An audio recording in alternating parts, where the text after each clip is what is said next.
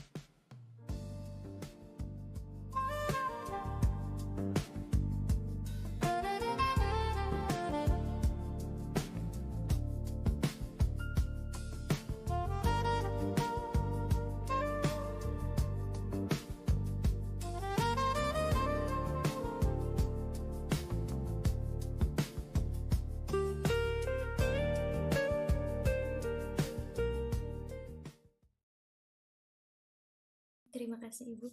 Bismillahirrahmanirrahim. Assalamualaikum warahmatullahi wabarakatuh.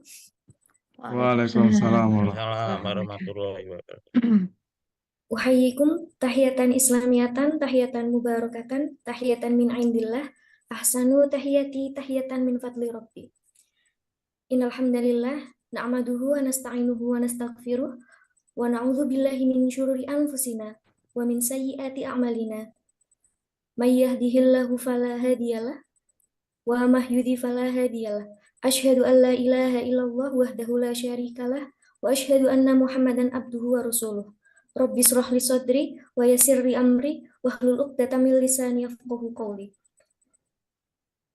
First, let's thank to Allah who has given us mercies and blessings. Salawat and salam to our Prophet Muhammad sallallahu alaihi wasallam, who has brought us from the darkness into the brightness.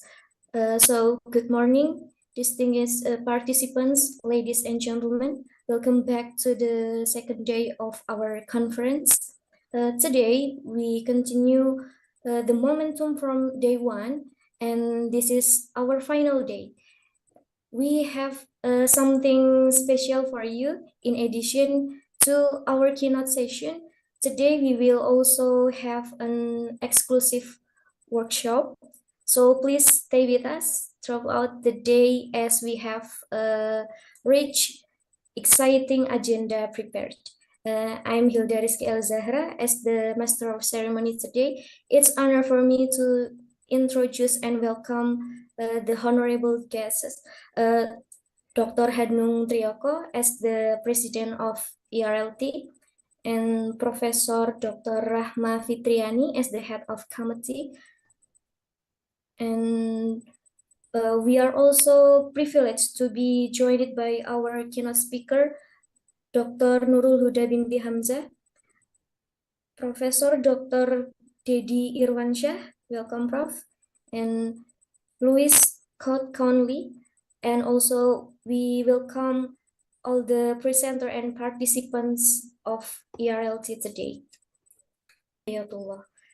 So, ladies and gentlemen, we are now proceed to the next session, which will be guided by our moderator. Therefore, I would like to officially hand out the screen and the virtual stage to Dr. Wahyu Ningsih. Okay. Thank you so much, our remarkable master of ceremony for today's event, Miss Hilda Rizki Al Zahra, for the very warm introductions. Assalamualaikum warahmatullahi wabarakatuh. Waalaikumsalam warahmatullahi wabarakatuh. Warahmatullahi wabarakatuh. Alhamdulillah, alhamdulillahirabbil alamin. Wassalatu wassalamu ala nabiyyin Muhammad wa ala alihi wa sahbihi ajma'in, amma ba'du. Praise to Allah Subhanahu wa Ta'ala, Lord of the world, and salawat and greetings may be upon our Prophet Muhammad, his family, and all friends. The Honorable President of IRLT, Dr. Hanung Triyogo SSM Home, and special remarks for all consultants from Relo Indonesia, which is maybe still join us today, and the Honorable Chair of the Committee, Prof. Rahmah Fitrani SSM Home PhD, the Honorable Director of Postgraduate Studies at UIN Salatiga, Professor Dr. Phil Asfa Widianto, MA, as the host of our event today. The Honorable all keynote speakers and all of the presenters, as well as the participants of the first international conference of IRLT 2025. Let me introduce myself. I'm Wahyu Ningsih. Currently, I'm a lecturer in English Education Department at UIN Syarif Hidayatullah, Jakarta, and I will be the moderator for today's plenary sessions. Bapak Ibu, ladies and gentlemen, this plenary will be divided into 3 sessions according to the number of our keynote speakers. Now, without any further ado, we would like to invite our actually the second keynote speakers, because since our first keynote speakers haven't joined us today, so I would like to welcome our second keynote speakers to be the first presenters of today's sessions. So our presenter today is actually Professor Dr. Dedi Irwansyah. Assalamualaikum, Prof. Dedi. Waalaikumsalam, Bu Ningsih. Yeah. So we are very excited to hear your presentation today, Prof. And then before that, allow me to read the curriculum vitae or the profile of Professor Dedi Irwansyah. Bapak Ibu, Professor Dedi Irwansyah actually began his educational journey at the foundations of level of Pondok Pesantren Nurul Hakim in Lombok, yeah, one of the islands of beautiful island Indonesia. He then pursued his higher studies in Yogyakarta, attending Sanata Dharma University, before continuing his postgraduate work at Yogyakarta State University. This early experience deeply shaped his academic interests, which center of the integration of Islamic literature into English language teaching or ELT, with a specific focus on developing context-responsive TOEFL methodologies for faith-affiliated settings like madrasah and pesantren. His professional career includes serving as an English lecturer at the State Islamic University of Jurai Siwo Lampung since 2026. Professionally, he is highly active in the field. He is also alumnus of the prestigious Training of Master Training course or for ELTT, sponsored by U.S. Embassy in Jakarta in 2022, and it is also affiliated with the Indonesian Association for Research in English Language Teaching for Islamic Institution or IRLT. Furthermore, his scholarly contribution extends globally as an international reviewer for high-impact journal, including the Journal of Instruction, CAGE Open, and Max Tessel Journal. So that will be the profile of our first presenters today, Prof. Dedi Irwansyah. So this is such an amazing profile, Prof. Dedi. Now, Bapak Ibu and all of the respected audience, I once again remind the audience to ask questions to Prof. Dedi later on after his presentations. You can directly open your camera and ask the questions, or you can write your question through the chat box. Now, Prof. Dedi, I would like to invite you to deliver your speech. The time is 30 minutes, including the question and answer sessions. Ladies and gentlemen, we proudly present Prof. Dedi Irwansyah.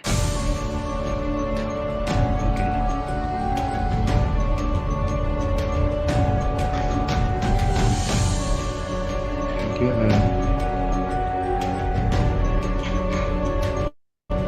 May I share a screen?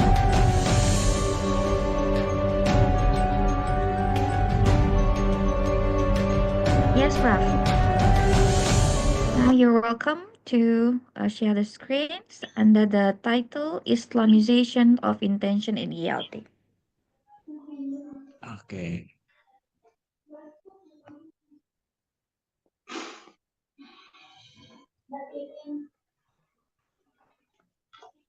Well, thank you. Bismillahirrahmanirrahim. Bapak, Ibu, ladies and gentlemen, good morning. Assalamualaikum warahmatullahi wabarakatuh.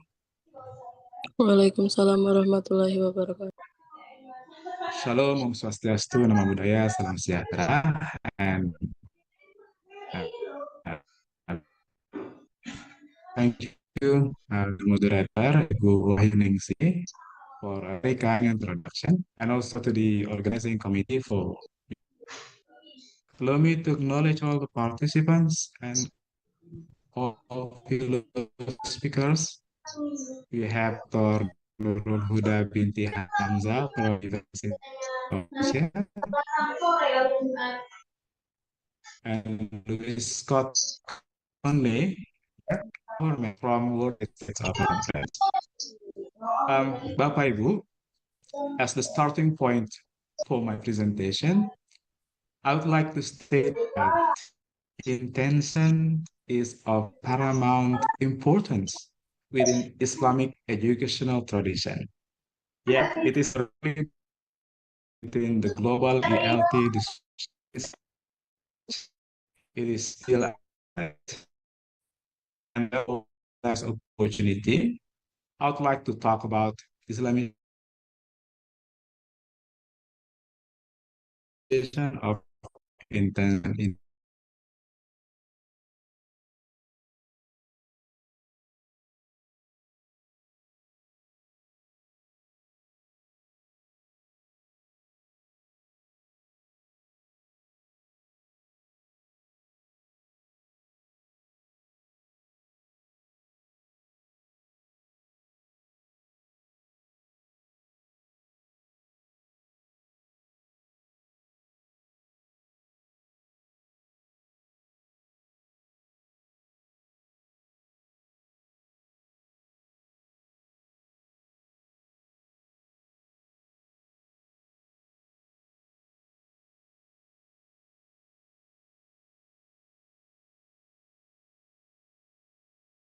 You?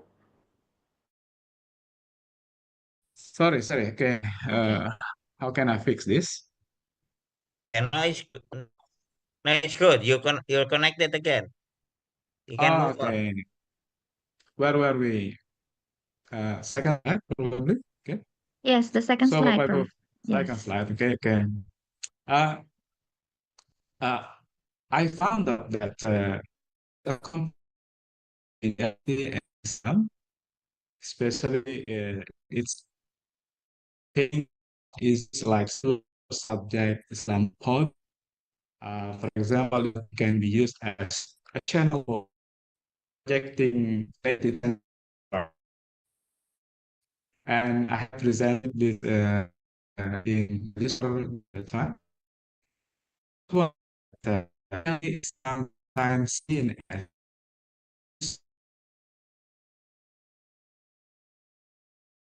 could be underlying marginalizing Islamic values and identity. And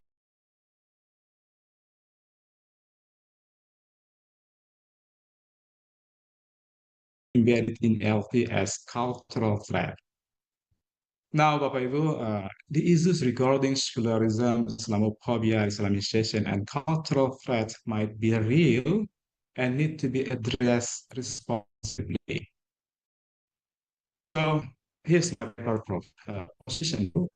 In response to such complex nexus between ELT and Islam, I assume that we might need a religious approach using Islamic discourses and Islamic terms to address the problems that might come up because of the complex relationship between ELP and Islam. And Bapak Ibu, I believe that the discussion of intention could be a good starting point for this, in that we need to explore why a Muslim learns English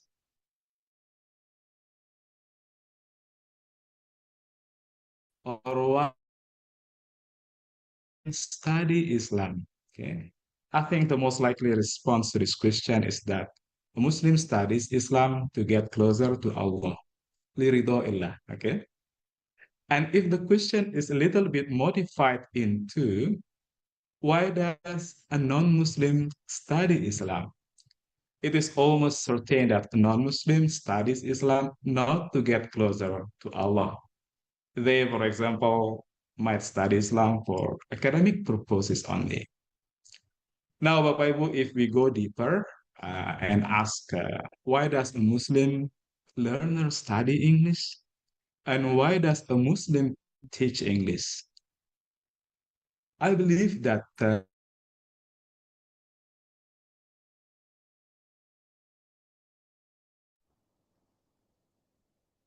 Prof. Dedi, I think we lost you again. It seems that your okay, internet. Okay. okay, okay, wait, okay. Sorry Yeah. for the uh,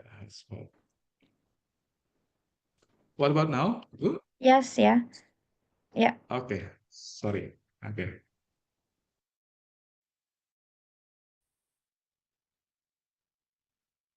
Okay. Bapak Ibu, a Muslim could study or teach English for cultural intentions, such as to be globally connected or to understand and enjoy movies, music, and books presented in English, or to showcase his or her own particular culture, like Pahanung wearing blangkon. And alternatively, Bapak Ibu, a Muslim might study or teach English for practical intention, such as passing exam or admissions, for career advancement, information access, accreditation, and certification. And Muslim might also study and teach English for spiritual intention, such as for da'wah or communicating Islam globally and for getting closer to Allah. And we might believe, Bapak Ibu, that cultural, practical, and spiritual intentions could be mutually complementary in that they can exist at the same time. However, Bapak Ibu, it is not always easy to find out the elaboration of spiritual intention in ELT. And to fill this gap, we need to trace relevant discourses that link ELT and Islamic spiritual intention. Bapak Ibu, um, within the history of Islamic discourse, the idea of spiritual intention might be visibly reflected in such movement called Islamization of knowledge. I think you are familiar with this movement because from this movement we might know nowadays the term of Islamic English. Yeah? And the movement initiated by Al-Attas and Al-Faruqi since the late 1970s something. And the movement might represent the first wave of spiritual intention in the modern academic disciplines. One of the central ideas of this movement is that modern disciplines developed within the Western scholarships might be contaminated by secularism because they lack strong roots in the Quran and the prophetic tradition or al-Hadith. And therefore, such disciplines need to be adjusted with the Quran and Hadith. Yeah. And From this perspective, Bapak Ibu, ELT is likely seen as a discipline which is greatly developed within Western scholarship.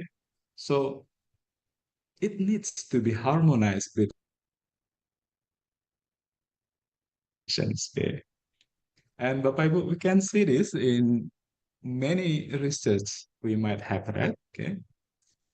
I mean, the effort to harmonize ELT with Islam can be seen in studies centered on the theme of integrating Islamic values into ELT in Islam affiliated schools. And to a certain extent, Bapak Ibu, studies or research with the theme like this demonstrate the spirit of Islamization of knowledge. And as we can see on the slide, there are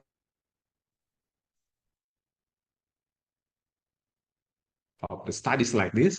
The first, the material object is object is the effort or the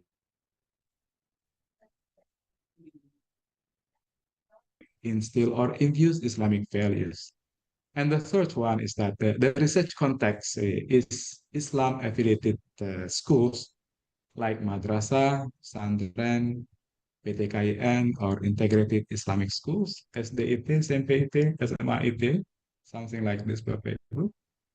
And now, Bapak Ibu, that the research components are quite clear, we can say that studies reflecting the spirit of Islamization of knowledge could restrict the scope of ELT because such studies seems feasible only within the context of Islamic educational institution.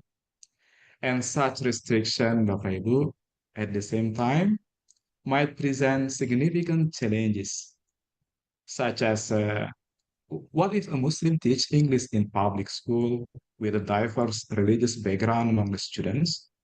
And how can Muslim English teachers in public school or in other religion affiliated school like in Catholic schools, for example, how could they use or utilize ELT as a means of getting closer to Allah? Okay. So I think to address and overcome the specific challenges, we might move to another alternative framework known as Islamization of intention. And for me, Bapak Ibu, Islamization of intention might represent the second wave of the spiritual intention within the modern academic disciplines. And this framework was initiated by Professor Kunto Wijaya from UGM, prominent Indonesian Muslim scholars back then in 2006, as a counter approach to the Islamization of knowledge. One of its central ideas is that objective knowledge doesn't always need to be explicitly aligned with Islamic principles and values. So when ELT is situated as an objective knowledge, it doesn't require Islamization.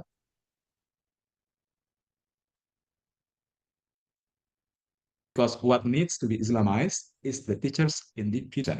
In other words, Bapak Ibu, we can say that Muslim English teachers working in public schools might treat ELT as an objective knowledge, so that the teachers might need to Islamize their intention rather than to Islamize their teaching materials, their teaching method, or their classroom routines. Yeah. And so this is interesting, Bapak Ibu. Okay, and now let us see why this framework, why this I call it IOI framework really matters.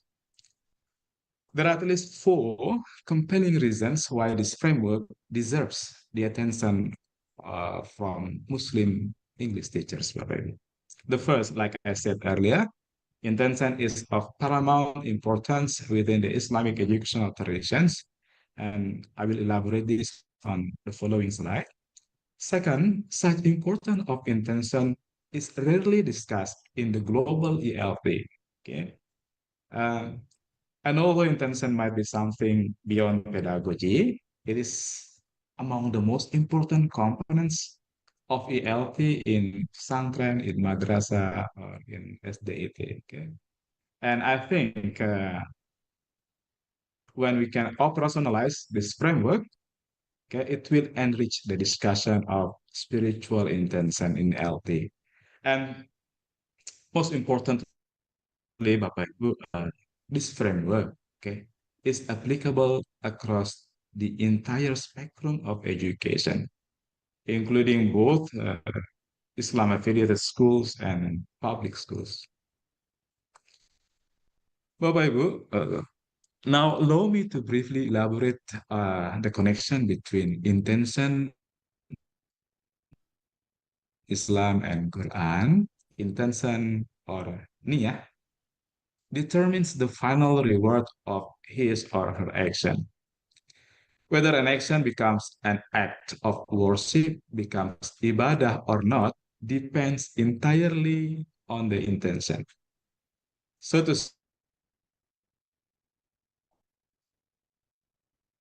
speak, if we English teachers teach English for practical lesson on an act of worship, it might not be what we call ibadah because it is clearly stated in the prophetic tradition, Bapak Ibu, okay? Innamal a'malu binniyat, okay? And every person will get the reward according to what he or she has intended. And the third one is that, Bapak Ibu, I think this is quite important. Intention ought to be in agreement with the Quran's guidance because the Quran is hudan linnas. It is a guiding light for all people, all profession, regardless of their ability to speak Arabic. Okay? Even though we don't speak Arabic fluently, okay? Even though we are not formally involved in Quranic study, okay?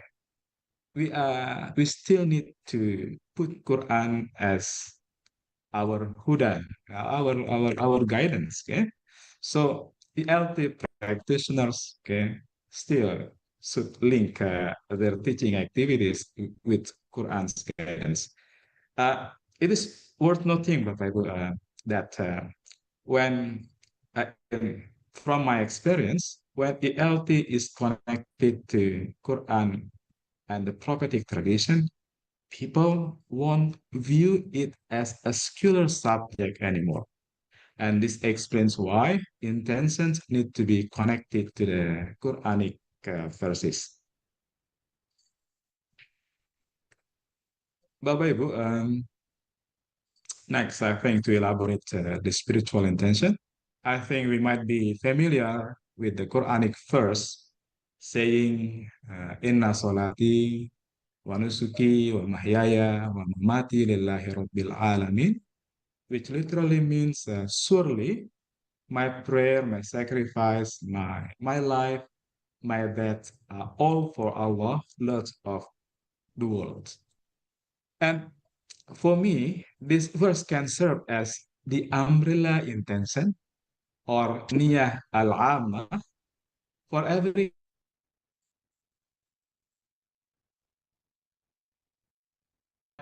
Most importantly, Bapak Ibu, this verse at the same time confirms that the idea of science for science, the idea of pure science is not recommended in Islam.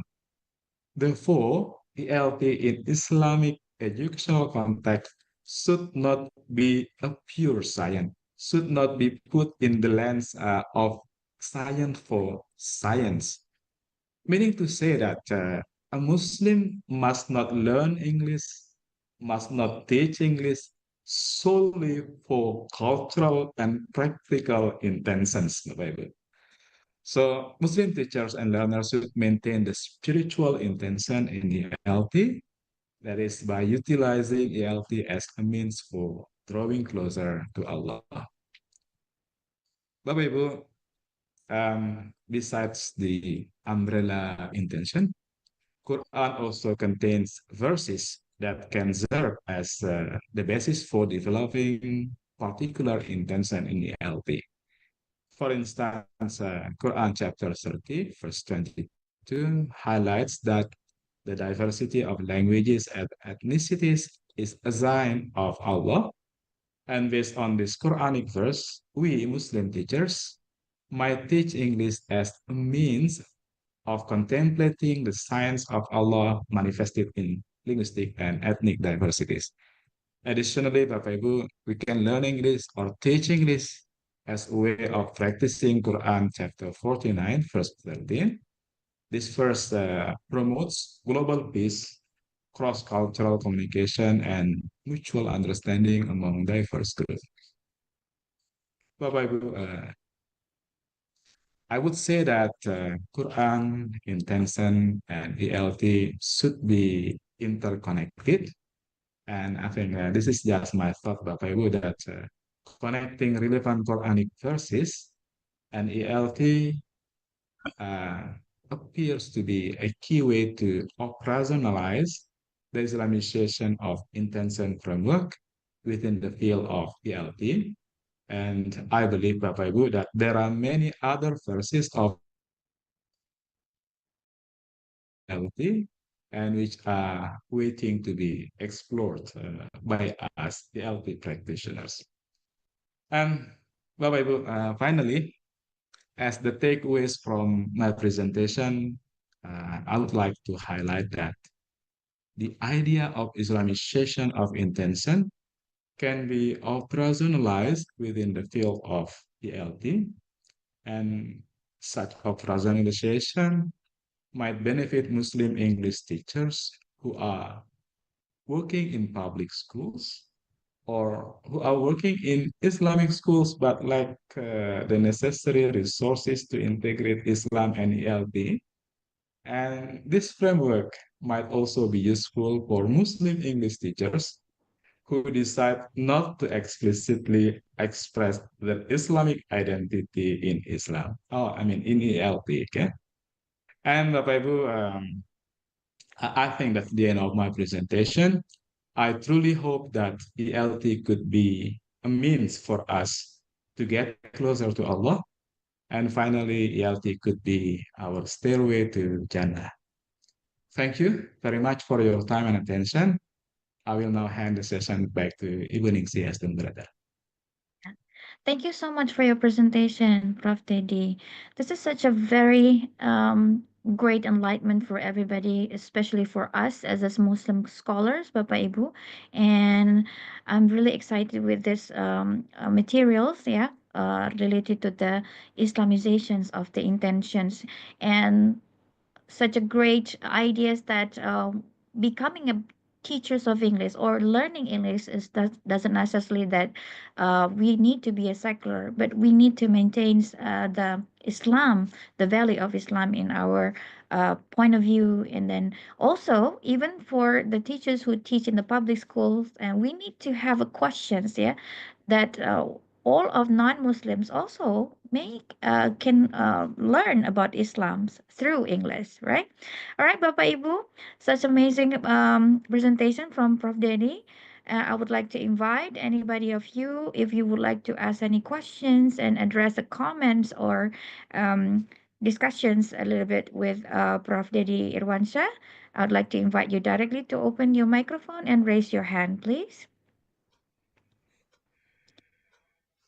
Or you may leave your questions through the chat box.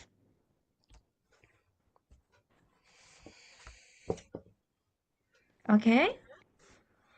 Anybody would like to raise the hand, and then you can open directly your microphone and try to have the discussion with Prof. Dedi. Well, may I say something? Yes, sure, Prof. Pak Anum. Well, listening to Prof. Dedi presentation, many time I would like to say that he is the real expert in Islamization of English in Indonesia, Prof. Dedi. And now when he's talking about Islamization of intention, wow, that's such a tremendous idea, Pak Dedi, yeah. Because many of us teachers don't know what to do in the Islamization of English. Yeah, we can always start with Islamization of intention, yeah. Prof. Dedi. Maybe we can also use this as, yeah, one of the topic for the next year conference, Prof. Dedi. Yeah, Mhm. yeah, Yeah, will be very interesting. And let indeed. us, yeah, discuss more, talk more about this. But I like to write book or something with you one day. Yeah. Thank For you, Pak sure. Dedi. Yeah, thank you so much, Pak Hanung, for your comments. Yeah. Is there anybody else would like to give the comments or questions? You can address your question through the chat box or directly open your microphone. Right. So if there is no more questions, I would like to make my resume from what Prof. Dedi have already delivered to all of us related to Islamization of intention in ELT. This idea actually comes from the principle of learning English is not necessarily a means secular. Therefore, the idea to have the Islamization of intention can be applied through two steps. The first one is actually Islamization of knowledge, or Prof. Dedi tried to make the abbreviations, or IOK. This is actually integrating Islamic values in component, materials, formal object, context, and also teaching and learning process. And the second one, and the most important one, is actually Islamization of intentions. This is actually more important compared to the Islamization of the knowledge itself. And hopefully, that will be the great resume from me. And then before we end the first sessions for Prof. Dedi, I would like to invite Bu Professor Nurul, Rahma. Bu Ida, because Okay, okay, Bu Nurul is not here. So yeah, Bu Ida will present the certificate for Pak Dedi. okay. Right. So let me try to invite Ibu Dr. Wait, Bu Dr. Ida, ya. Bu Dr. Oh, Ida to deliver the certificate. Would you please open your microphone and hand over the certificate to Prof. Dedi Irwansyah, Bu Ida?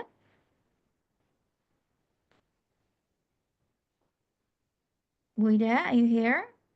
Wait, yeah. Yeah. Right.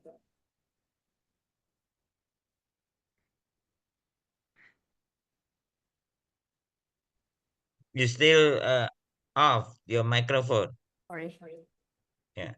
All right, ladies and gentlemen, on behalf of the organizing committee, it is my great pleasure to extend our heartfelt appreciation to Professor Dedi Irwansyah for the insightful and enriching keynote session delivered today, the first session. Your presentation has broadened our perspectives and it's long after this conference, hopefully. So we truly appreciate the depth of expertise and passion you shared with us today. We sincerely thank you for your generosity, your time, and your willingness to share your scholarships, especially in Islamization of the English, with us in this international forum.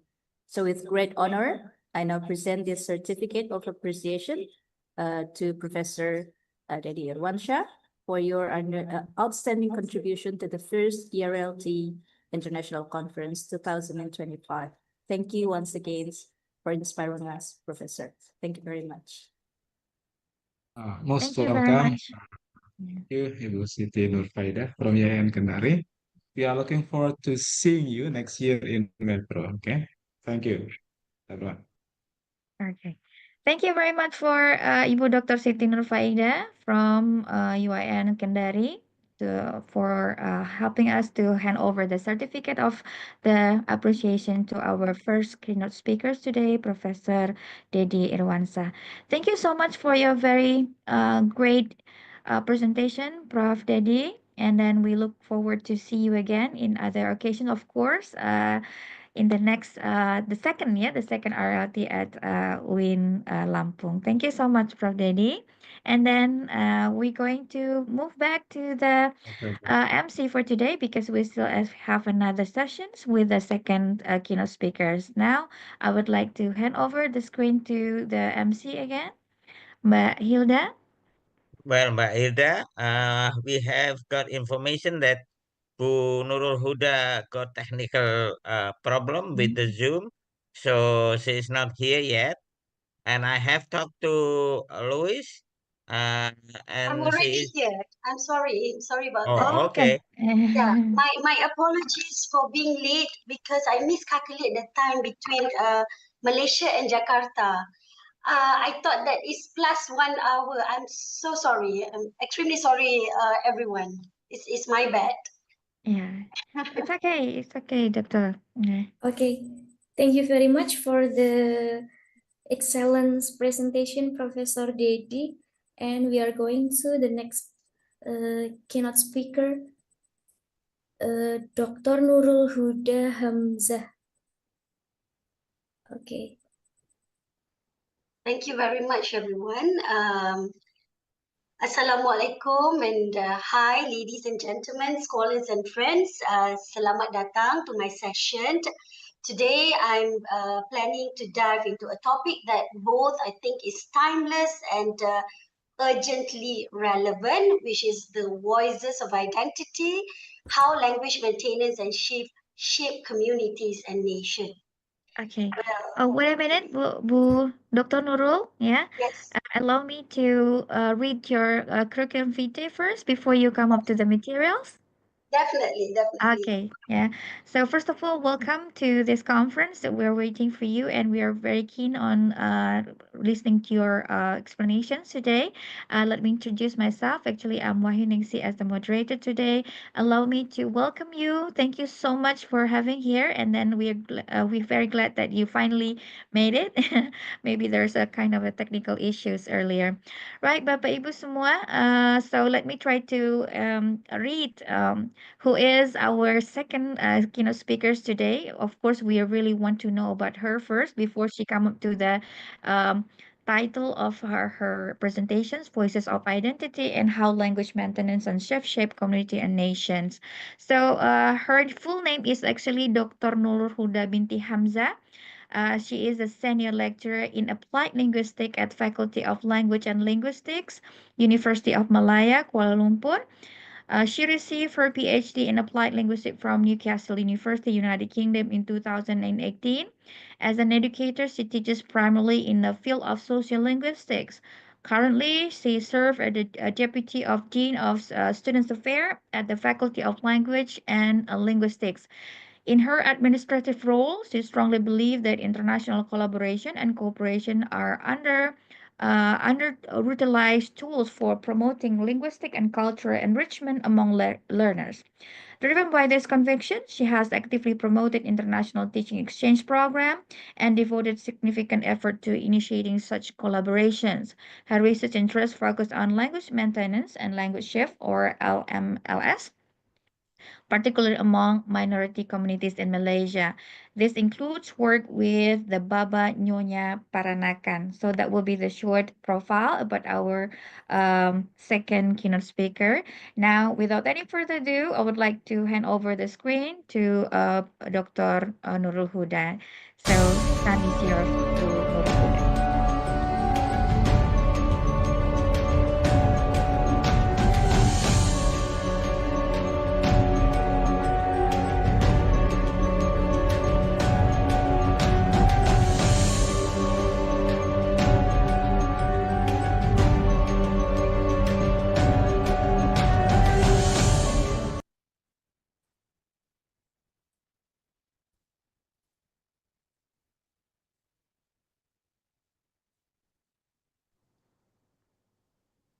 All right.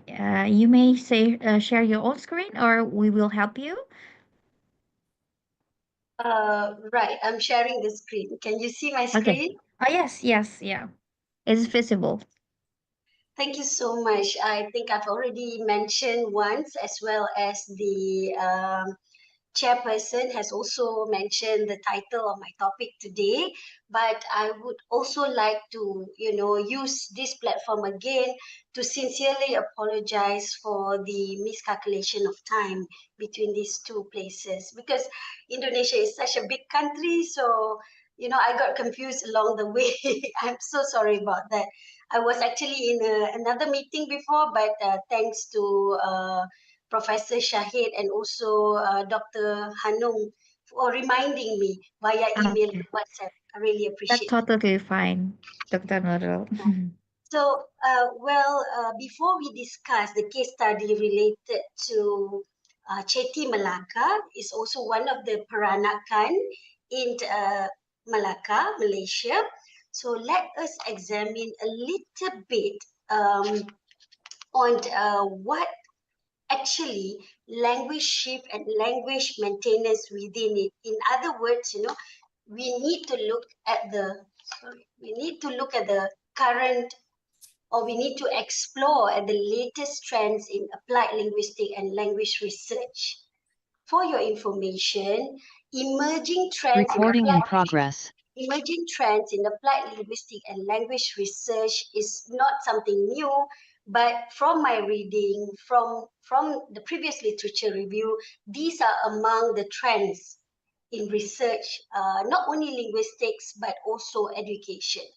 So artificial intelligence and NLP, natural language processing, is among the most in demand. I think many of you are an expert in AI here, I could say that.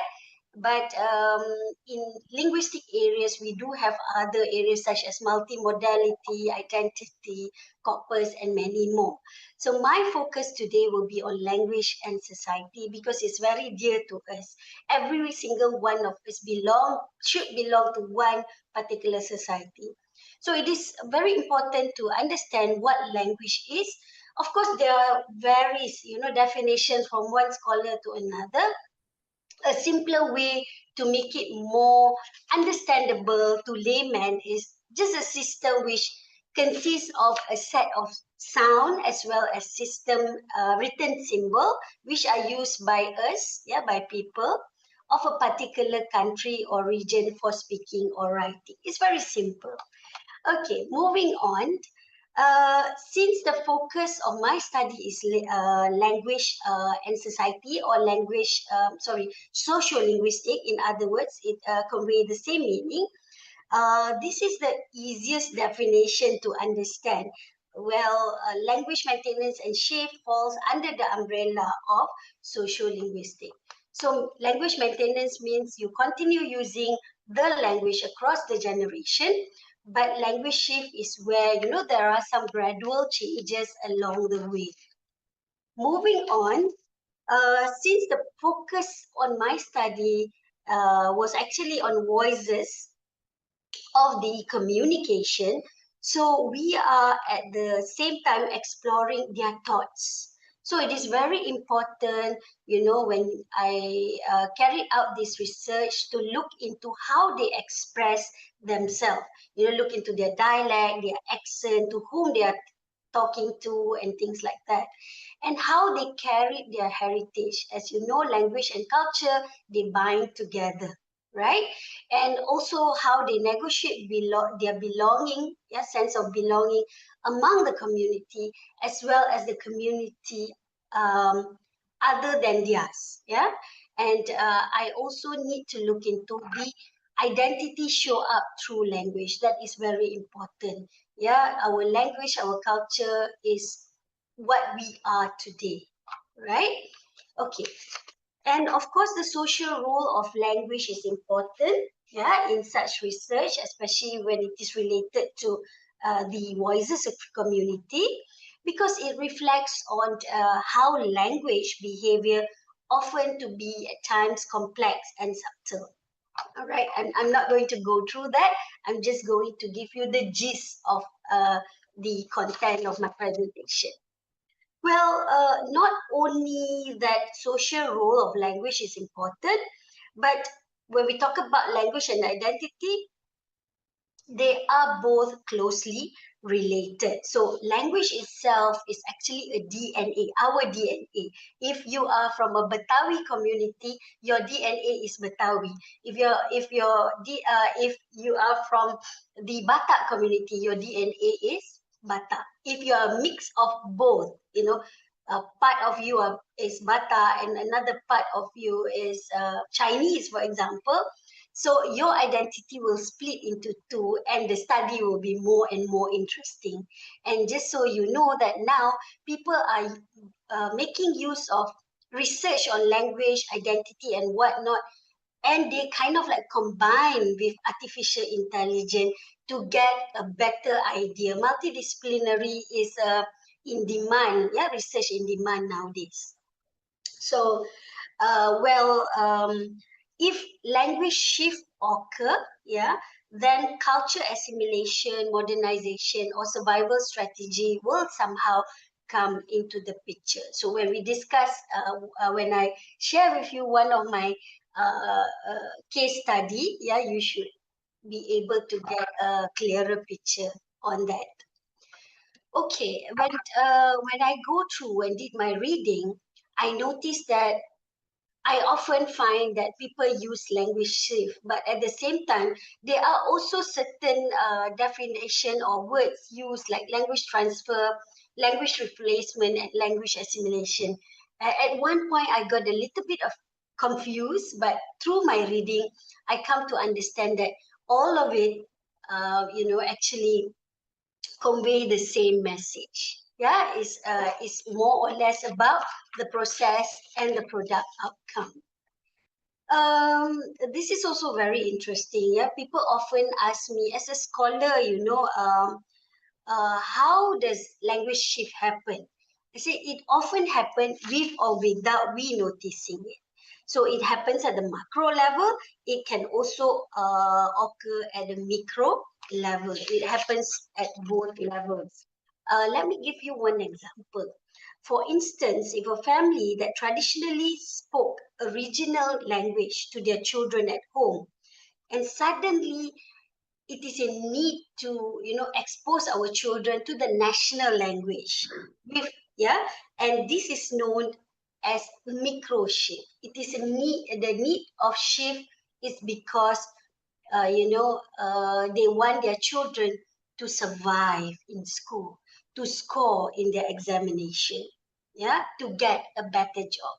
So normally the dominant language will take over the minority languages. So it depends on how strong you are in order to to maintain your language. Let's look into the factors contributing to language shift. There are many, to be honest, and that includes like speakers type, economy and educational advantages, democratic changes, socio-political pressure. This is always the case, and I don't think I can explain all of this in a short session.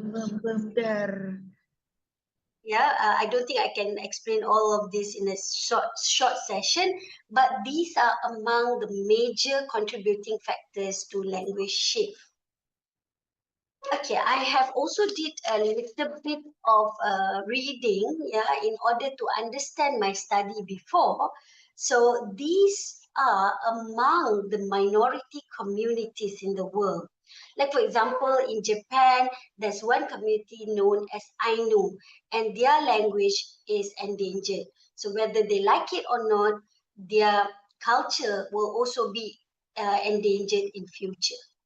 And of course, my own study, Ceti Melaka, Baba Nyonya Peranakan, also Kerinci in Malaysia. And this Kerinci community, they are originally from Indonesia. So in the 18th century, there are 3 waves that they made and they kind of like migrated to Malaysia. But the interesting thing during my research on this community before, I'm in the midst of producing a book on Kerinci in Malaysia. They only brought along religion. They didn't bring along their culture. So somehow or other, they lose their culture. So in order to maintain their culture, interestingly, I found that they go back to Jambi and look for a wife from the same community and bring their wife to Malaysia. So their wife will be, will be teaching the following generation the Kerinci language. That's how they maintain the language. But interestingly, they couldn't maintain. Prof. Nurul, I think Prof. Nurul has another problem, technical problem, I guess.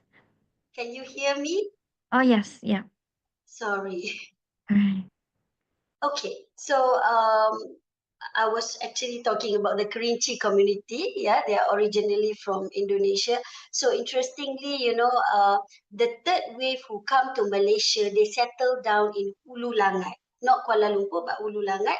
And this community, this Kerinci, another group of Kerinci community, managed to maintain the culture and language. So whenever I want to know about the Kerinci culture or the language, I will go to Hulu Langat and get more information, experience their wedding, experience their tradition, and I am so mesmerized by by all sorts of adat and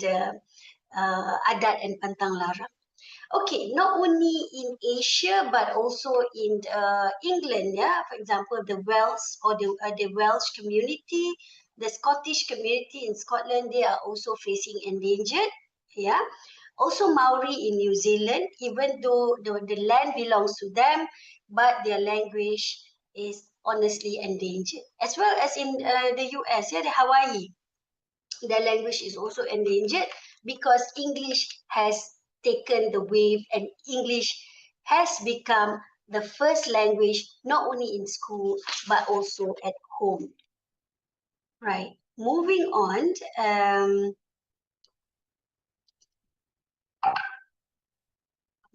to the next slide. Right.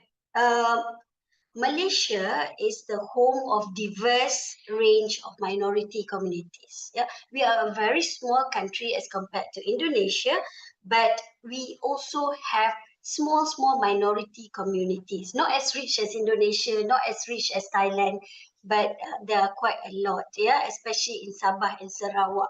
We have indigenous group, where we call them as orang asal or orang asli. We have sub-minority groups such as Dusun, Kadazan, and many more. So these small ethnic scattered all over Malaysia. So these community are facing challenges where it is very often difficult for them to maintain their unique language, culture, and tradition. Yeah, because there are dominant languages such as Malay, English, Chinese, and Tamil in a wider society. However, despite the challenges, they did try their very best to maintain, but only to certain extent. And now Malaysian government is taking the step, yeah, to help out to build a solid institution so that they can maintain their language through education, through classes, tuition, culture and traditional activities and conference and whatnot, in order to help them to maintain. Okay, of course, obviously, Malaysia is diverse, yeah, in the sense of linguistic landscape, yeah, and of course, it is because it was very much influenced by the multicultural heritage. So, while Malay is actually the official language, the country also promotes multilingualism through inclusive language policies. So, if you are a part of the Chinese race, yeah, you are able to learn Mandarin in school. Indian, you are able to learn Tamil in school, and the list goes on. Yeah, but these are among the two major languages. So now let us discuss the case study or the study which I've conducted entitled Linguistics and Culture Continuity and Adaptation among the Chetty, the minority community in Malacca. This is actually the insight or the perspective of an ethnographer. I regard myself as an ethnographer because when I did this study, I used ethnography approach, and I was actually impressed by the rich data. I don't know to what extent, I don't know where to begin, to be honest, but I make use of these instruments like interview, text field note, daily diary, video and audio recording, as well as observation. And just to share with you, I am continuing the same study, but I'm also making use of technology in order to produce good videos, short documentary, and in the sense whereby, hoping that I can share the documentation throughout people in Malaysia. For your information, my study focuses on Chetty community. They reside in Malacca and they speak the Chetty Malay language, and sometimes they call the language as Chetty Baba language. Yeah, there are quite a number of spellings, etymology on this community, but in my research, I use Chetty Malay language because I have my own reason. It took me about 15 months to conduct the study, and the main drive to actually explore this community is because I found that there's no comprehensive study documenting both language and culture, and also their language at the same time is classified as endangered language. There's a YouTube link here, but I guess we are running out of time. I better speed up a bit. Yeah, I have already shared this slide with the panels, yeah, as well as Professor Rahma. She should be able to share them with you. Okay.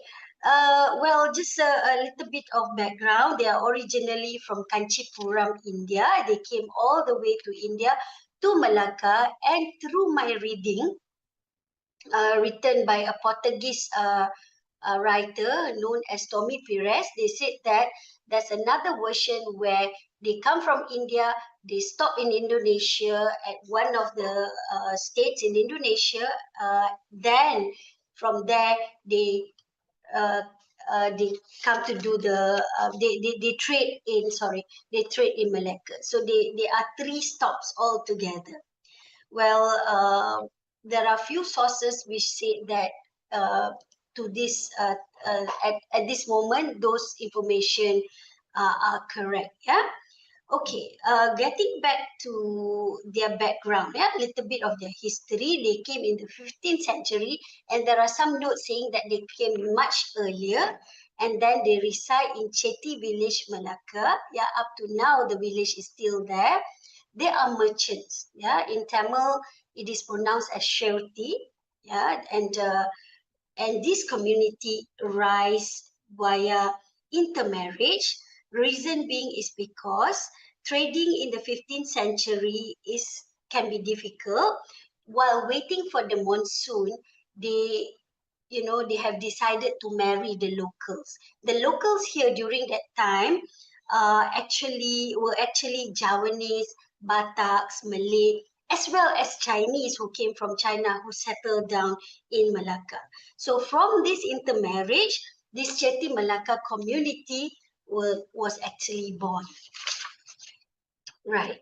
Moving on, when it comes to the population, in the village, yeah, I'm just focusing on the village. Yeah, they are scattered all over Malacca, but I have narrowed down my scope. I found that there are 28 families with 8 castes. Yeah, and there's one caste without any name, and there are only 85 in total people in the village. But throughout Malacca, there are less than 200 people. So not only the language is endangered, but also we are there are less, Melaka Chetty around Malaysia. When we talk about the kinship system, the Chetty Melaka practice patrilineal marriages, which they serve as one of their identity markers. Yeah? As far as religion is concerned, they have remained Hindu to this day. Okay, and during those days, as you might realize that during those days they got married to Chinese, Javanese, Bataks, but in order to marry the locals have to convert to Hinduism. Hence, the community remain as Hindu until today. Right? Okay, the Chetty Melaka remains Hindu and commonly name their children after the god and goddess to ensure that their children grow up with good character and achieve success. I think this is quite normal, even in other communities as well. We do practice this, right? We give good names to our children, hoping that when they grow up, they will be able to speak. They will be able to become, uh, better people, yeah, in future. But interestingly, yeah, despite having a proper Indian name, yeah, having nicknames for everyone in the village is not something uncommon. It is widely practiced, and the factors determining the nicknames are actually the physical factors. For example, if you're bald, your name is Selvi. Which Selvi is that? The bald Selvi. If your name is Lechemi and you're very tall, which Lechemi? The tall Lechemi. Yeah, but they speak in their own dialect, and I find it to be very, very interesting. Okay, moving on, let's go to the Chetty Melaka language or Chetty Malay language. Over the 15 months of ethnography work, I've gathered real life observation, to be honest, on how the community uses the Chetty Malay language in their daily life. So the data shows that usually Chetty Malay language, where they have now shaped by certain factors. It started off as a pidgin, then later on it becomes Creole. And during my study, I find that was about 12, 13 years ago. I found that language are increasingly shifting more and more to the dominant language, even though Malay is our official language, but they choose English over Malay language. So let's have a look at the content of the Chetty Malay language itself. Yeah, it is heavily, of course, up to today Malay, and it has some sprinkle of Tamil words, especially things which are very much related to religion, yeah, because they cannot, it is in Sanskrit, so it's very difficult for them to translate to Malay language, yeah, and it also have some sprinkle of Hokkien, yeah, because of their close relationship with the Chinese Peranakan. So that is the content of Chetty Malay language, but somehow or other it is shifting to English. Let's look at the data which I got. Yeah. So in this data, I look at 3 different generations. The first generation is of the age of 46 and above. And I found that in the excerpt, yeah, I found that this generation use one language at one time without any influence from other languages because they want to maintain the authenticity of the language. Whereas the second generation, in contrast, yeah, they show a significant influence of Tamil words. They have their own reason of doing so because when they mingle around with other Indian community, they felt small because they are not able to speak Tamil. So they are trying to catch up the language in order to be part of the wider community. And at one point, if I'm not mistaken, in the early 2000, they told me that they gave up. They said they gave up. They are proud of themselves.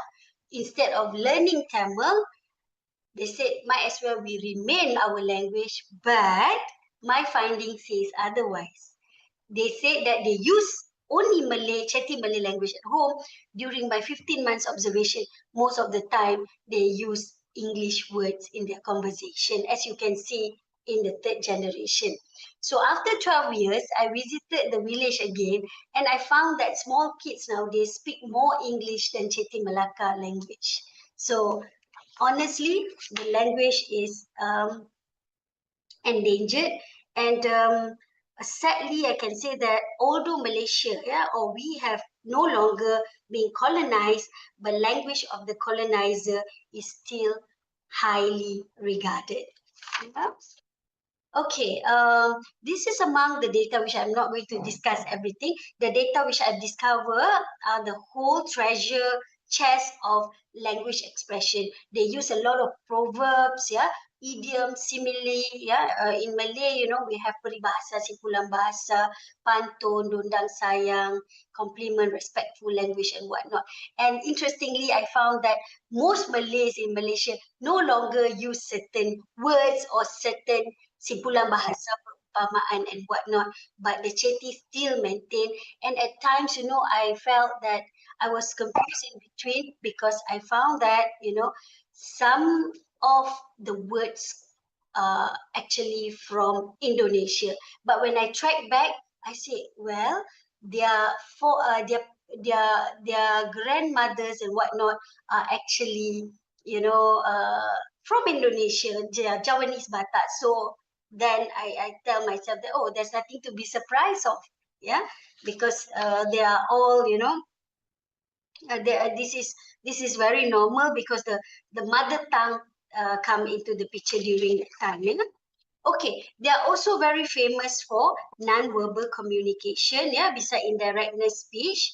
My data show that this community relies heavily on non-verbal communication.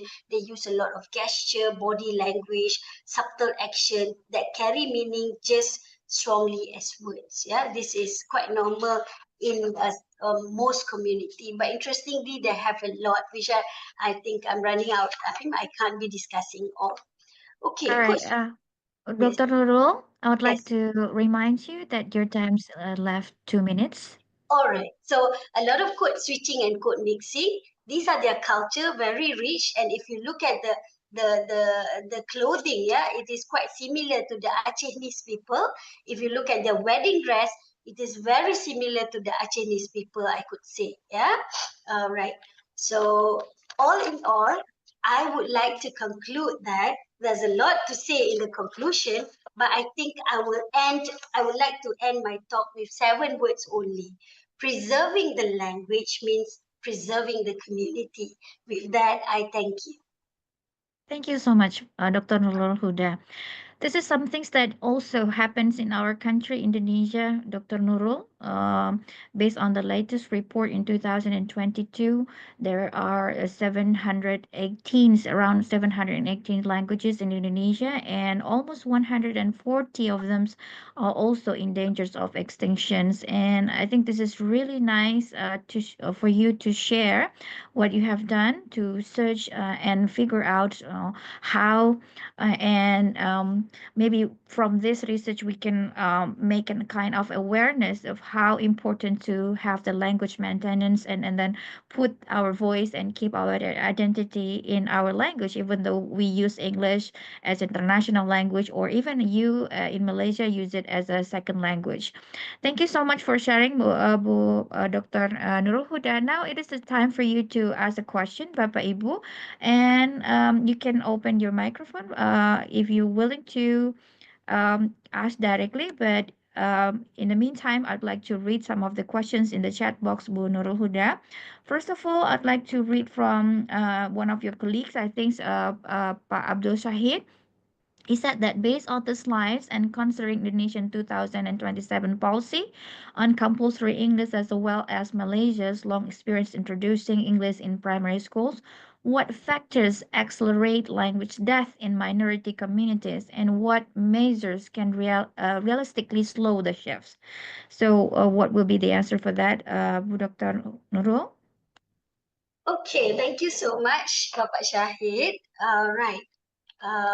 You can also call me Ibu Nurul. I don't mind that. It's All right.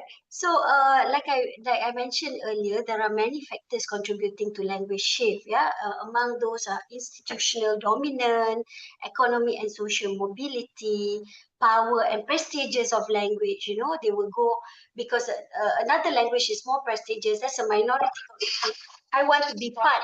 I want to be part of the. I want to be part of the group. So you know, why not? I learn prestigious language because my own language doesn't bring any benefit, not even in getting a proper job. Yeah, there are other factors as well. Of course, social political pressure and demographic change, and of course, educational advantages. Yeah, and when social political pressure is there, definitely, you know, there will be pressure on education as well, and that's when the policy comes in and the change comes in. And the second question, the second bit which I got from the question by Bapak Shahid is how certain language being slowed down, something to do with that, right? How Yes, is it? exactly, Ibu. Measure Yeah, can really slow the shift. right. Well, if you know the government together with certain NGOs as well as you know the community themselves, you know, voice out saying that there should be something done in order to maintain the language. So if each and every person take this opportunity to, you know, to teach tuition, to ensure that their children are able to speak not good, only good English, but also, you know, excellent in their own mother tongue, that would be helpful and that will help to slow down the shift. But to what extent we can't say. I can't really measure uh, within that 15 months. That's why when I mentioned earlier, I said that after 12 years, I'm revisiting the village, and now is where I'm going to measure how it changed from last 12 years up to now. So the data collection is in progress, hoping that by end of next year, I should be able to produce a journal or at least a chapter in a book to discuss about the shift, whether Okay. it is major or minor, right? Okay, thank you so much, Bu Dr. Nurul. Now, the last questions for Thank your you. sessions is from Faidah Yusuf. Language shift can have two sides. On one hand, losing a heritage language may weaken cultural identity. On the other hand, adopting a new language can help people adapt and survive in modern society. So the question is, do language shifts threaten culture or are there smart strategy? What do you think, Bu Nurul? Okay, as a social linguist, I can't say that is a smart strategy. Yeah. Yeah. As a social, Whether we like it or not. but of course, you know, language and culture they comes together. They are pair. If you say that, you know, you doesn't matter if I lose a language, I can still maintain my culture. But how to understand the culture when you don't understand the language because it's interrelated? You know, especially certain words. Like there's one example of which I found, yeah, through my reading. It was written by David Bowman in 1996, if I'm not mistaken.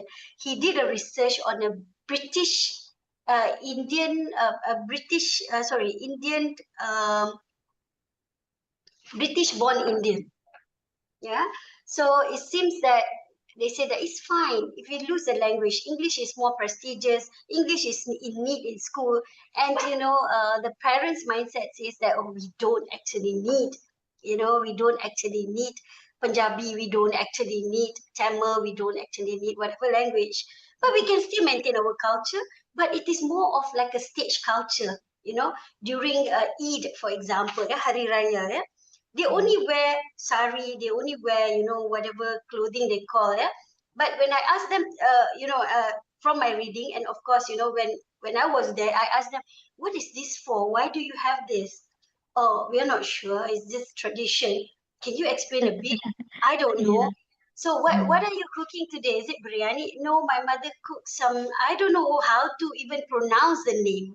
Yeah. Yeah, but it's quite common, you know. To the Yes. extent I say that I know better because I learned this in school through my Indian friends. Yes, exactly. Yeah, Right. It happens in our daily life and in our surrounding, not only for Indian community, I guess, also in Indonesia. Most of the time we use that only for wedding party. Yes, indeed. Yeah. Something that we need to be aware of. Thank you so much for your sharing. And then thank you. for this sessions, Bu Dr. Nur Huda, we are very pleased to have you around. And before we finish the session, I would like to invite Bapak Abdul Shahid maybe to um, give and present our token of appreciations in form of the certificate to Ibu Dr. Nurul Huda. Pak Shahid, would you please care to share the certificate?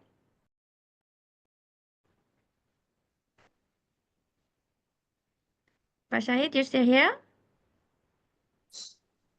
Assalamualaikum warahmatullahi wabarakatuh. Dr. Nurul Huda binti Waalaikumsalam. Hamzah. Minta ampun, minta maaf. Tadi saya Okay. silap. No worries.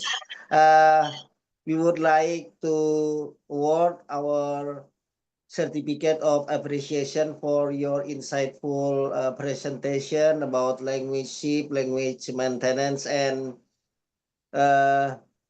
we hope that you could contribute to other events of IRLT. Okay. Thank you very so much, and please take our warmest congratulations on your successful academic career. Thank you very much, Dr. Nurul Huda. Thank you so much, everyone. Thank you Let so me much, add Doctor. something, but it's sad news. We have in our family we have a language death of our parents' Oh no. native Yeah. language or first language. Yeah, I'm sorry Right, right, to say. Okay. Yeah. Again, thank you very much from IRLT and our warmest congratulations, Yeah. Dr. Thank you Nurul so Huda. much. Thank you so much, Pak Abdul Shahid. And once again, thank you so much for the presence and also for the setting, Ibu Dr. Nurul Huda. And we're looking forward to see you again in other occasions. All right, Bapak Ibu, thank you. This is the sessions two of the plenary. We still have one more sessions, and then I would like to ask your greatest and also your warm applause for our second speakers. And then I would like to give back the screen to our MC for a while, and then we still have one more session for our third keynote speakers. Miss Hilda, time's back to you. Okay, thank you very much for Dr. Nurul Huda for the inspiring session. So, ladies and gentlemen, the moment we have been waiting for has finally arrived. We now welcome to our last keynote speaker, Mrs. Louise Conley. Please welcome Mrs. Louise. And I now return to the next session, this session to the moderator to guide this presentation. Hello, Louise. Hi. Okay, Hi. hi. Thank you so Right. much. Yeah, thank you Um, so much. We are going to say the thank you to you. Yeah, so you okay. have time here, and then and we're happy to have you back. Yeah, okay. Let me try to give such kind of warm introduction. So for everybody else, I think that you're famous enough, but maybe we need just to uh, repeat the introductions, right? Ladies and gentlemen, Bapak Ibu, all of the distinguished audiences, let me try to deliver the last keynote speaker today, and we're going to get to know her a little bit more. Actually, first of all, we let me try to read her short profile. So, Louis Scott Conley is a senior advisor at Word Learning, specializing in TESOL teacher educations, curriculum design, and professional development. With over 35 years of experience across 6 continents, she has prepared educators to create engaging, learner centered instruction and led programs that build sustainable teacher networks. In recent years, Luis has worked with hundreds of Indonesian English language teachers through the U.S. Embassy sponsored English language teacher training program, or famous with ELTT program. Her mission is to help teachers and institutions create classroom where learners thrives. So that will be the short um, profile of our third keynote speakers, Louis Scott Conley. So again, welcome to this session. We are very keen to hear about your presentations. This is the topic is from hesitation to speaking, practical strategies for ELL classroom. Now, I would like to directly hand over the screen to you, Louis, and then this is the time for you to share. Welcome. Someone else is sharing right now. Yes, They're, it's just welcoming video for Oh, you. I see, I see.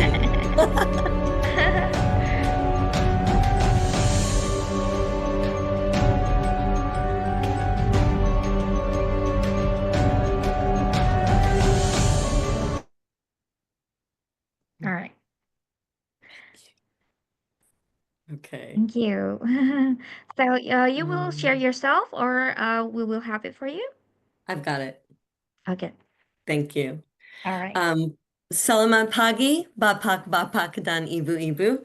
It's so nice to see so many people here at the IARELTI conference. And I just want to begin by congratulating the IARELTI officers who have built up this association and worked, I'm sure, tirelessly to make this conference a reality. It's really exciting. You're all doing so much to add to the professional development of your communities and your country. And special thanks too to the U.S. Embassy Relo and Relo staff for their long and ongoing support. I believe that you had someone from the Relo earlier. I'm sorry I wasn't able to attend. But I want to share that it's a real honor for me to be involved in this a small way in this conference because I have such deep affection and respect for everyone involved in IRLT and for all of you here today for attending this conference. So the title of my presentation is From Hesitation to Speaking, Practical Strategies for ELL Classrooms. And I was asked to provide a workshop on this topic, and I'm very happy to share my perspective. I realized once I joined during Dr. Nurul's very wonderful presentation that I had a little bit of misunderstanding about who the participants to this conference would be. So I understand that we have both teacher educators and researchers, and we have pre-service teachers, which is very exciting. The teacher educators here, please know that I recognize that what I'm presenting will be very familiar to you. So you may find it useful to consider perhaps the way I'm presenting and consider what ideas or activities that you might find useful for pre-service teachers that you work with. So this is not geared so specifically toward you. With that, let's go ahead with the presentation. And the first thing I'd like to do is to hear what you think are the reasons that students might not be speaking up in, your classes. So I have a Mentimeter word cloud, and I would love it if you would add 1 or 2 words to describe why you think, and you can use this QR code or I'm trying to figure out everything here. I want to get to the chat. Just a moment. I'm going to put in the chat a link if the QR code is not working for you. You can click on this link. Just put in a few words about why do you think that students do not speak up as much as you might like.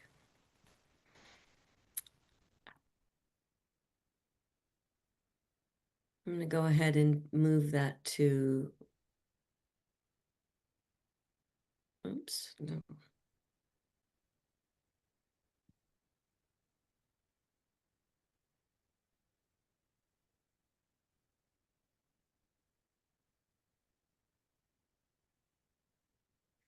And as you do, yeah.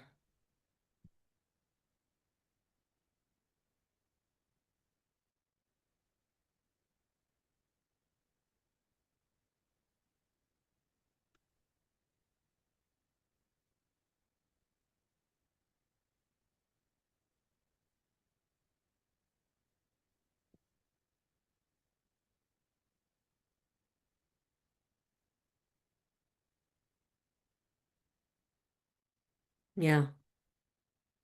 I'll give it about 15 more seconds and then I'll close it. We might have a lot of the same answers.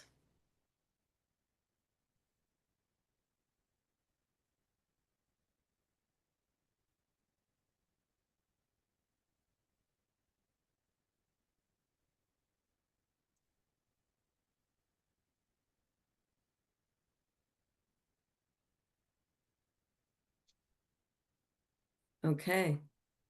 So what I'm seeing is that being shy and being afraid, worried about making mistakes, being anxious, there's a lot of and in that we can anticipate or that we can sense in our students that keep them from speaking up. And some of their issues are also that they might not be that they're very concerned about making errors, making mistakes, and being judged. This is so common throughout the entire world. Everyone is afraid of making a mistake and being judged.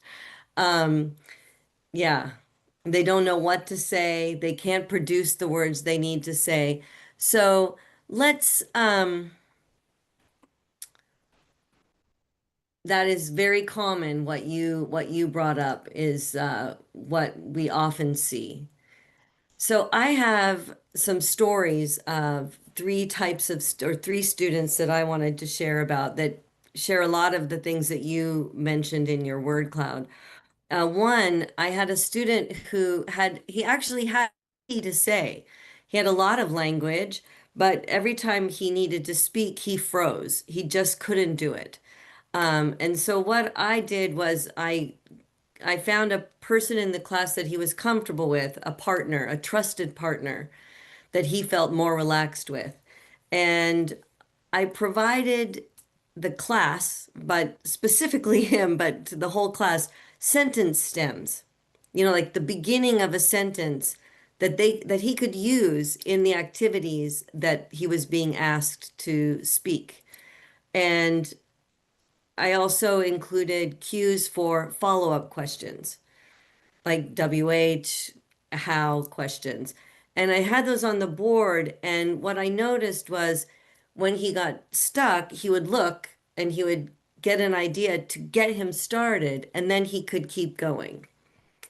I had another student who was very knowledgeable. She got great, just tremendous grades in every written thing and listening, but she was so afraid of making mistakes, like you said, in the word cloud that she just didn't want to speak at all, and she spoke very haltingly.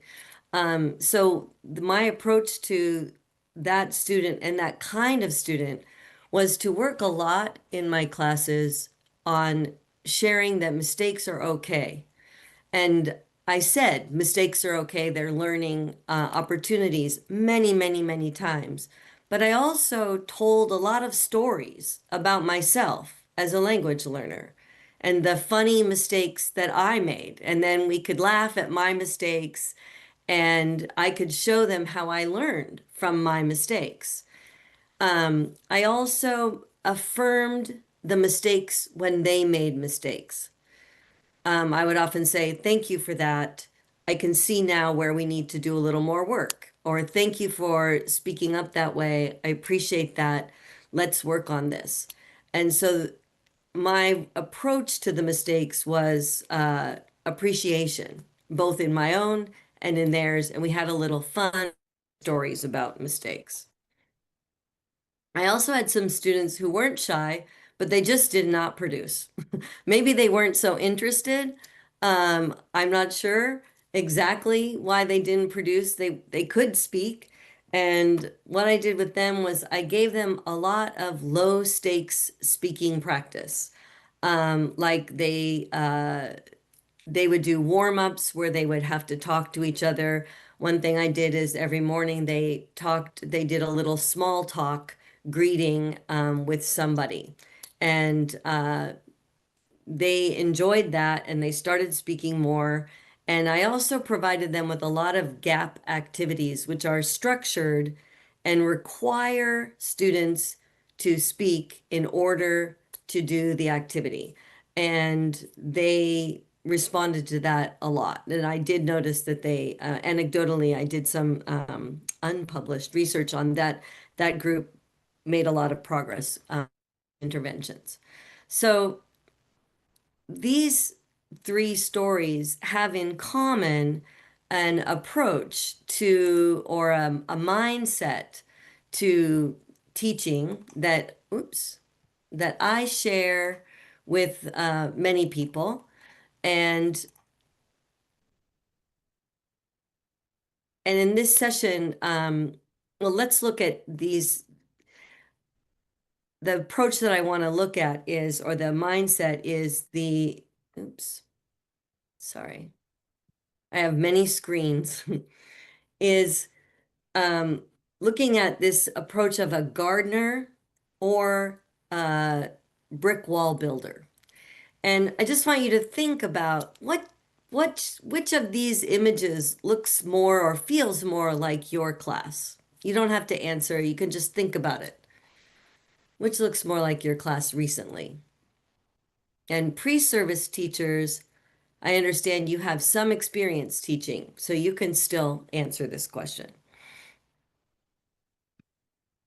So let's look at what I mean by these two mindsets or sets of beliefs, approaches to teaching. The first is there's the brick wall mindset, and then we have the gardener mindset. And in the role of the teacher in the classroom, the brick wall teacher, the teacher is the builder. They are building up the language within the students. They are controlling that and making sure that it happens brick by brick. And in the gardener mindset, the teacher is more of a nurturer, providing conditions, setting up conditions for the students to grow and providing them with what they need in the moment and different times, setting them up. So acting as a facilitator. The view of the learners in the brick wall is that mindset is that they're identical, that they learn at the same pace, they learn at the same speed, and they learn the same way. And I think we all know that that's not true. We're all people. And so in the Gardner mindset, we are unique. The learner is viewed as unique and that understands that we all learn differently and that we learn at different rates as well. So the learning process in the brick wall mindset is linear, standardized. Everybody does the same thing at the same time, and at the end of the unit, everybody learned it, right? We know that's not true. And in the Gardner mindset, we recognize that learning is not linear. You know, you study the present simple, and, you know, a month later, you're still not quite getting it. You're circling back, you forget, and then you learn this vocabulary, and then you forget it, and then you learn all these things, and then suddenly it all comes together. And so the teacher is adapting to a degree because we all do have textbooks and national curricula that we have to study or that we have to follow. But there is an understanding that review needs to happen and that at the end of each lesson, the students didn't magically master everything that was covered. The focus of the brick wall mindset is the product, which is English and the finished wall of language bricks. You know, I learned present simple and I learned pronouns and I learned all these different pieces of English, and together that built up my wall, and now I know English. But in the Gardner mindset, we recognize that there's no end. It's always a process. It's an ongoing growth, and it's always happening. It's moving, moving, moving. And so we know that it's not just going to end and we're not trying to get to some finished product, though we are trying to always grow.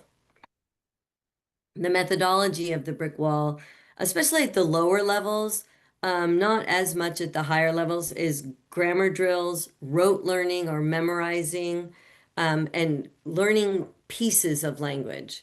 Whereas in a more Gardner mindset, we have communicative tasks and learner-centered tasks like you find with gap activities and task-based activities. So now that you look at this and you've got it explained a little more, I'm going to ask you to go and make another Mentimeter. You did a good job on the first one, and that's the last one. And I'd like you to vote to say which is more like your classroom recently. So are you very strongly brick wall, a little bit brick wall, a little bit Gardner, or very strongly Gardner? So if you want to look at this one more time, decide which one you think you are.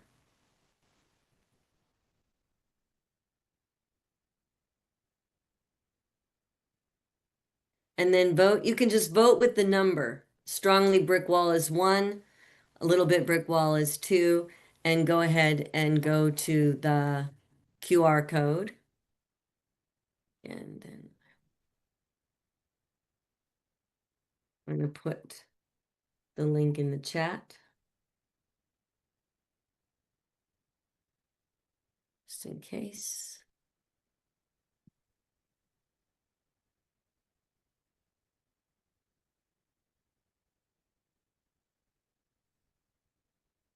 There's the link in the chat.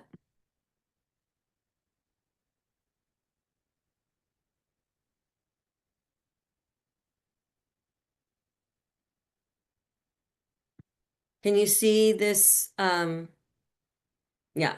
Can you see this on your screen? Do you see the answers? Yes, we can see it. Great. So we have a variety here.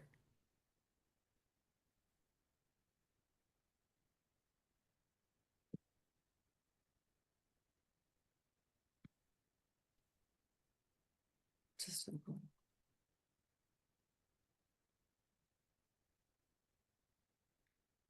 all right.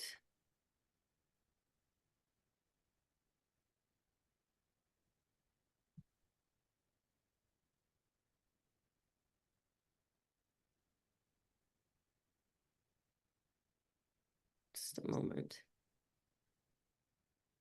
I'm managing multiple screens here. Just a moment, please. Thank you. There we go.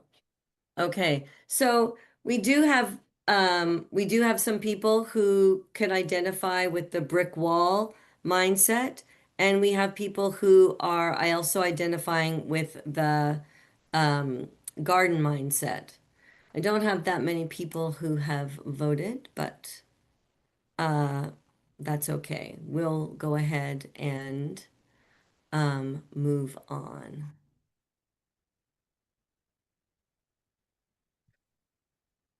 I apologize. There we go. So in this session, we're going to look at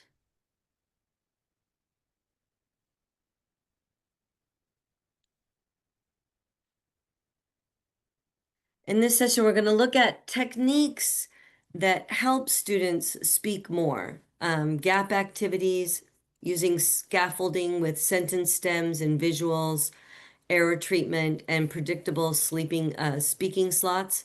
And some of you clearly already use a lot of these ideas. And others of you may know about them and not use them as often, especially pre-service teachers. You may be in different areas with that, and that's normal. And these techniques are important because they are a foundation. If we don't use them regularly, the students may not have a safe chance to speak. And that's different from a chance to speak. I'm saying they won't have a safe chance to speak. So I hope that you'll find at least one new idea to add or one familiar idea to perhaps use more often. For me, the bigger point is that the techniques are a starting point. The mindset or the approach of the gardener is what helps us grow beyond them. A gardener uses tools like a teacher does in planning and teaching. And for both gardeners and teachers, it's essential to create the conditions for growth through caring, patience, and presence. As teachers, we use activities, but we also use our words, tone, our body language, and our reactions to mistakes. And that combination is what truly supports the student voice and agency and can encourage them to speak up more in class.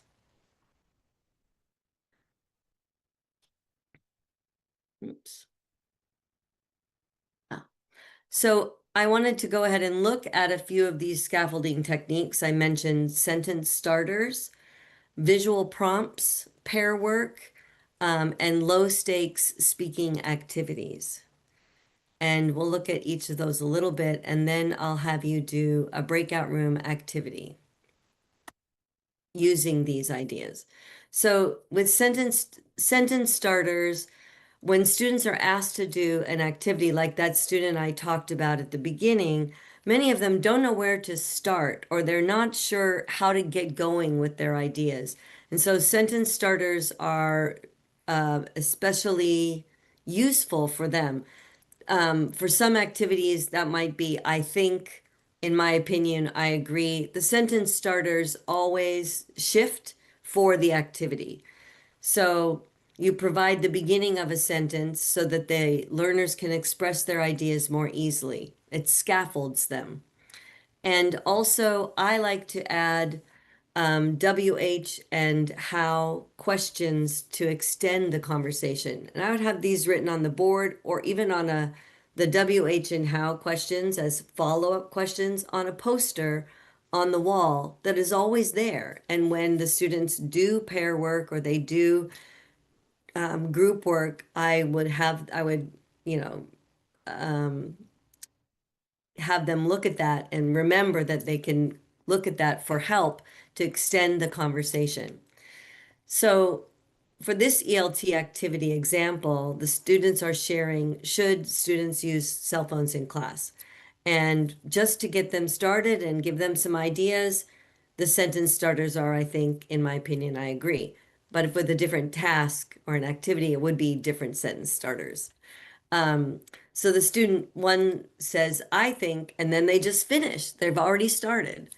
Why do you think that? Asks student B, and then student A answers. And it creates a little bit more of a conversation, and they're getting in the habit of engaging with people. They have to listen. So a takeaway for this is that combining sentence starters and follow-up questions to scaffold longer and more interactive exchanges can help students to move from single sentences to short conversations to longer conversations. Also, visual prompts are a very useful way to scaffold conversations for students. The example here is picture storytelling, where the task is, in this one, opinion sharing using sequencing language. So first, second, third, and students are looking at photos and they're saying, first, I think this is happening, and then next. And the photos get them started, and it can reduce their reliance on translation because they can see something. They don't have to think it first in their native language and then translate it into English. They can just see it and it goes straight to the English, and it helps to kind of shut down that or make that translation time shorter. It can help learners understand concepts rapidly and give them ideas for how they might express things. And then I know that we all know pair work. It's of course we do it all the time. And I just want to talk about it in a different way than we usually do. Pair work, as we know, provides students with a lot of opportunity to speak. If they don't do pair work, it's especially in a large class, they just don't get the opportunity to speak, right? They've got to do it.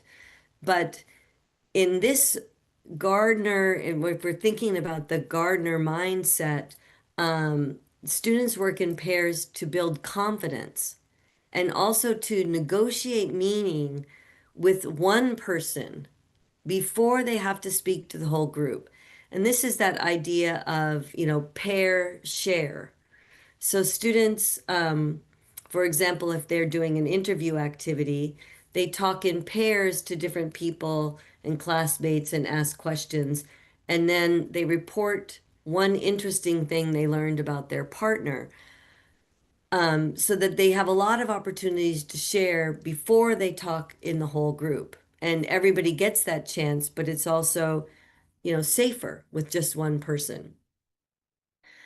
Um, I've already mentioned about follow-up questions and how I put those follow-up cues on question cues on the wall. I also add and teach students at lower levels reactions.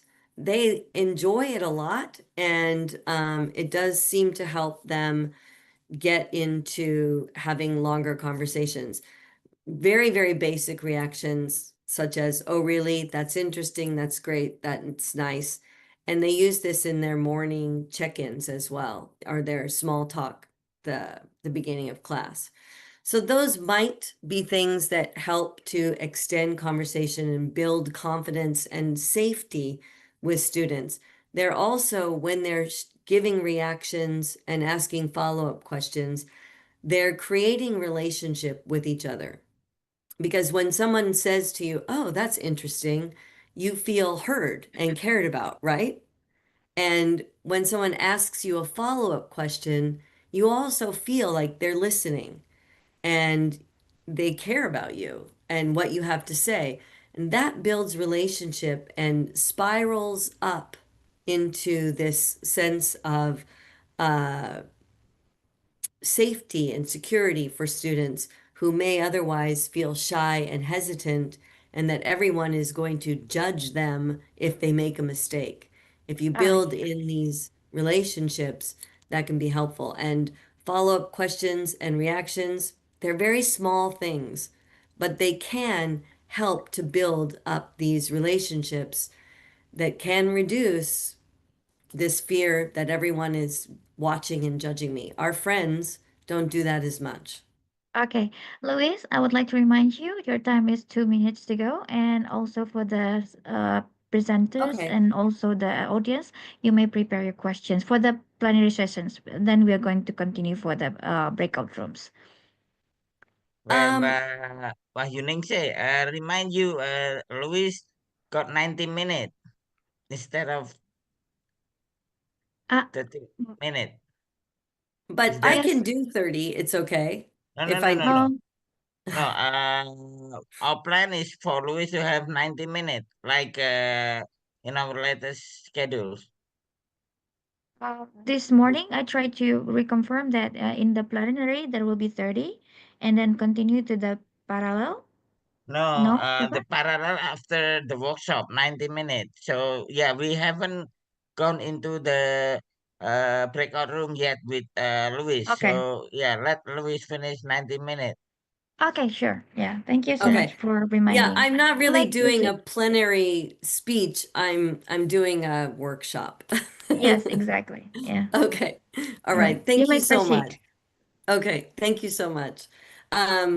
All right, so I just will sum up that the pair work, thinking about pair work as not just an opportunity for students to speak, but an opportunity for them to build relationship and to create a stronger psychological safety to maximize their speaking opportunities. This is a way to help to counter their fear that everyone is judging them. All right. The last one of the scaffolding techniques is these low stakes speaking tasks. These are tests where the students are focused on fluency, just fluency, and idea sharing, not just accuracy. And I want to say that in the Gardner mindset or approach, we are not ignoring accuracy. Accuracy is very important. And I'll talk a little bit more about that. But there are times to provide these low stakes, ungraded, unmonitored speaking tasks. And here's an example. Students line up facing each other. So if you have 10 students, you have 5 and 5. Nobody has 10 students, but and they talk to each other for 1 minute, just 1 minute on a topic. For example, a topic. And everybody is talking at the same time, and it's loud and a little bit loud, and they can let go of the idea that anyone is judging them, and they just share their ideas. After that minute, one line moves, and you have a new partner standing in front of you, and you can either do the same topic or a new topic. Again, I would use sentence stems and the reactions and follow-up question stems to support students doing this. But otherwise, let them say whatever they want. This leads into the Gardner idea because we understand that language learning is not linear. It does cycle around, and so this provides students to review things that they've done before and use all the language they have. But since it's not graded, it's low stakes, it can reduce anxiety and encourage some risk taking. So we've just looked at these 4 scaffolding activities, techniques: sentence stems, visuals, pair work, and low stakes activities. These are important supports that all can work to lower barriers and give students safe entry points into speaking.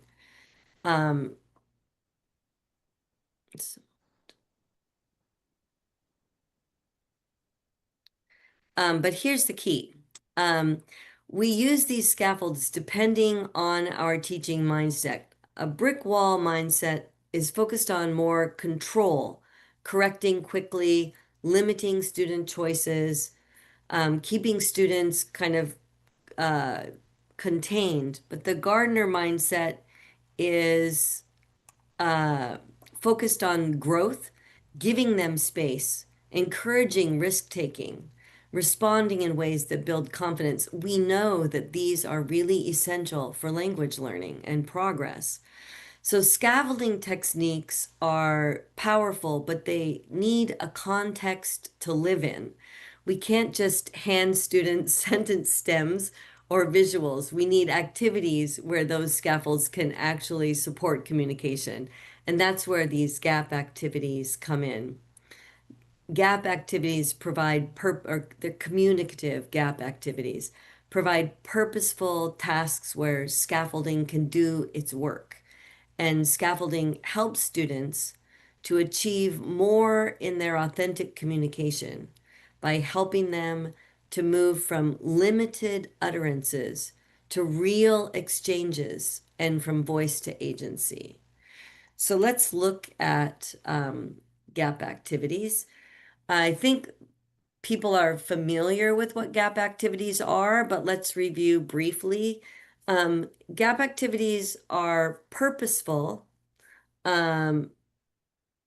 create purposeful information, opinion gaps between learners. So one learner knows something and the other learner knows something else, and they have an activity or a purpose to exchange that information or opinions, prompting them to communicate, requiring them to communicate because they don't know what the other person is going to say.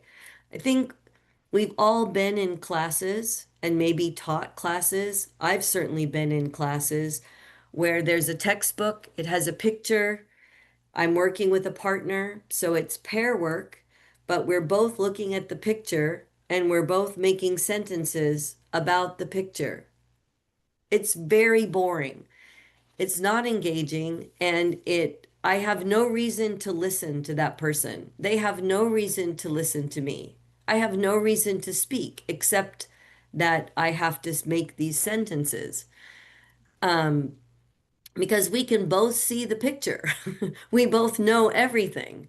So in a gap activity, some of the information is gone. So, for example, in the information gap, two students would have a schedule.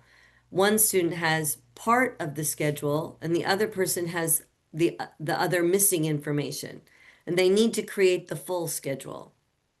So they have to ask each other questions. Who? Who are you meeting? What? What movie are you going to see? Where are you going to see it? And when? Different questions like that. And they have to do it to complete the information. There are also opinion gaps.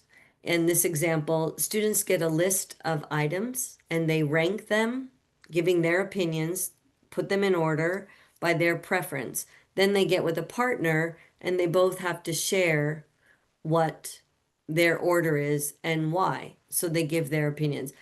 And this is scaffolding because it's structured. They're given told they are given support in what they should be doing, and they have a reason, they have to complete a task to do it. And this is a safe way for them to have authentic communication. There's also reasoning gaps, and these are the opinion and the reasoning gaps look most like task-based learning, where small groups would create a class event with a limited budget, for example. So the takeaway for gap activities is that they scaffold authentic communication when partners don't know what the other is going to say. That's the big clue. I work with teachers all the time, and many new teachers and even some experienced teachers, when they go to create a gap activity, they do create an activity that has interaction, but it doesn't always have a gap where one person does not know what the other person is going to say. And the listener, they have to, it's all a surprise, it's natural. And so that's the big key. They build fluency and confidence and interaction in an authentic way, which students have to have. So now we have your task. For the breakout room, you will create one gap activity for lower intermediate students at the B1 level. You can create an information gap, an opinion gap, or a reasoning gap. And please add some kind of scaffolding to the gap. For example, think of what sentence stems would support students in doing this gap activity, or any visual cues that you might have. And I have, just a second, I have oh no,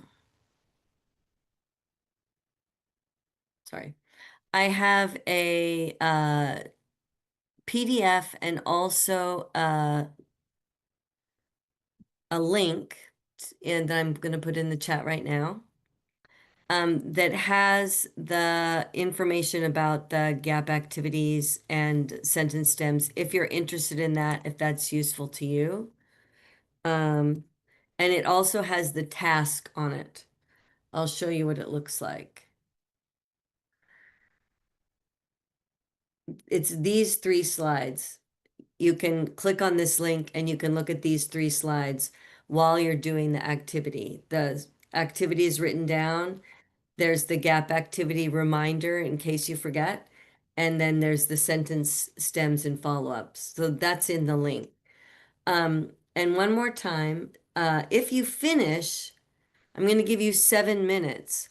If you finish making one activity, I encourage you, please make a different kind.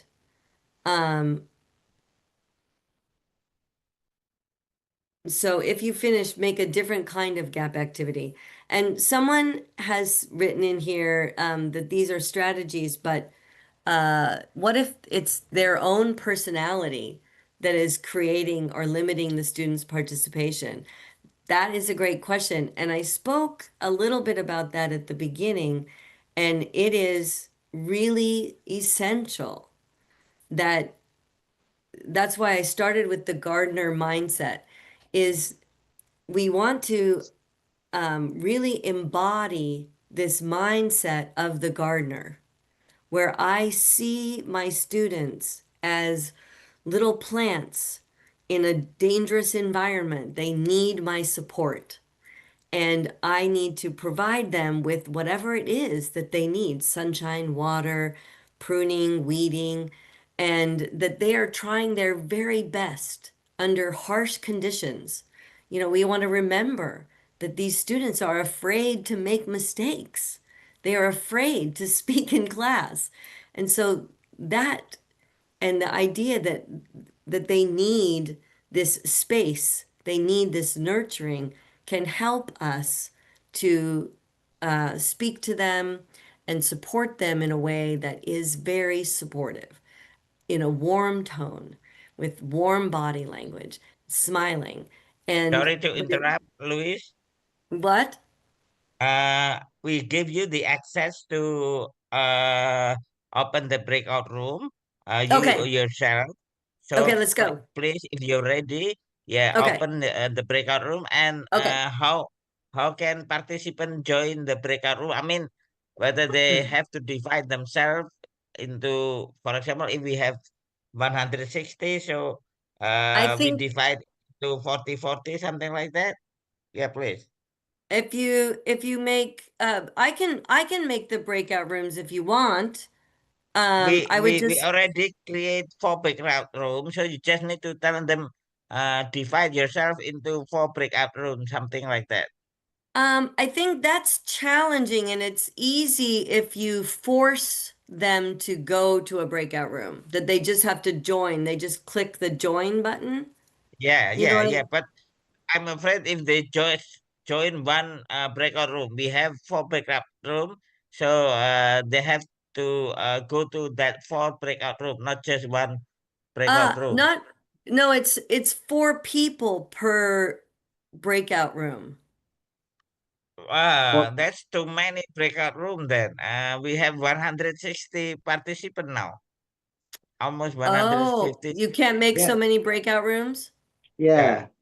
Oh, there's a limit. Oh, I'm sorry, I didn't know that. What's the limit? yeah.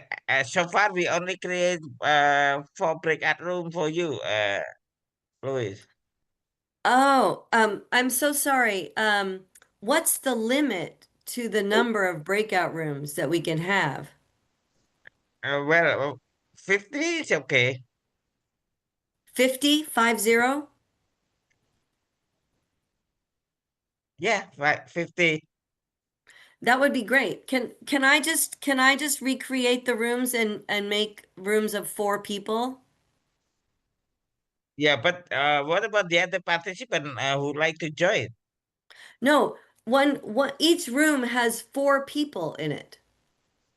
Pak And Hanung, there are sorry, Pak Hanung, there it can be arranged by the host. So each participant can randomly be assigned to one breakout room. Is it correct, Louis? yeah, and it should be about 40 breakout rooms. Yeah. Yeah, that is the If you problem. That is the problem. We do not provide you with 40 breakout room, Louis.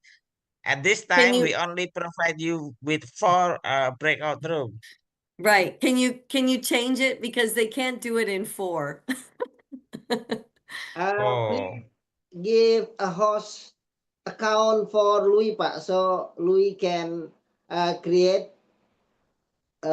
from Zoom system to create Okay. breakout rooms. If Yeah. you okay. give Yeah, me you can, the host. you can, Okay. you can, you can try, Louis, because we have given the access to you.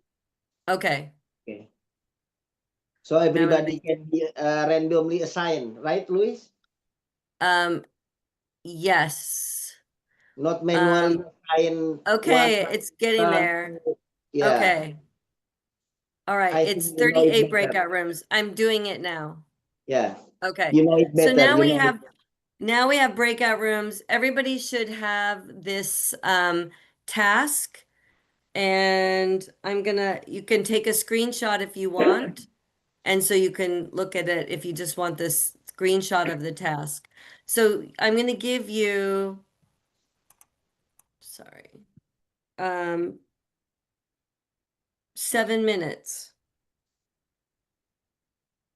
7 minutes, and I'm going to wait 1 second. Set a countdown timer. Allow for closing.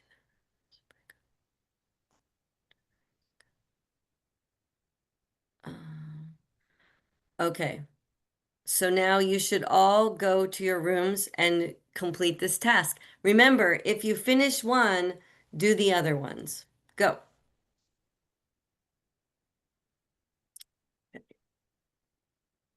Please go to your breakout rooms.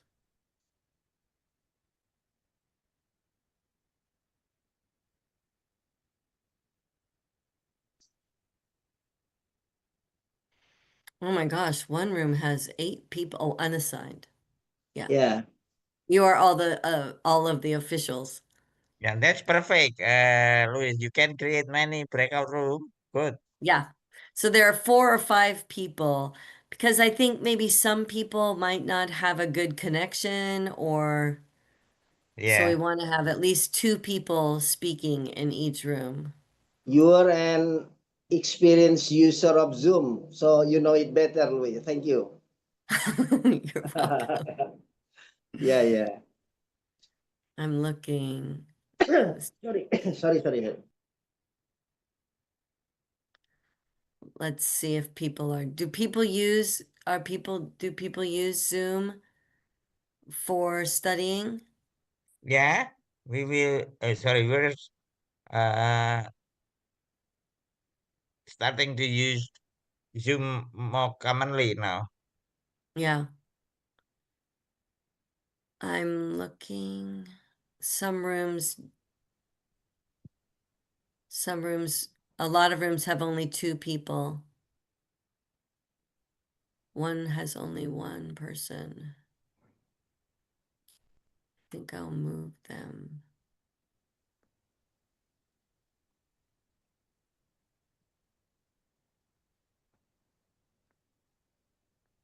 Okay.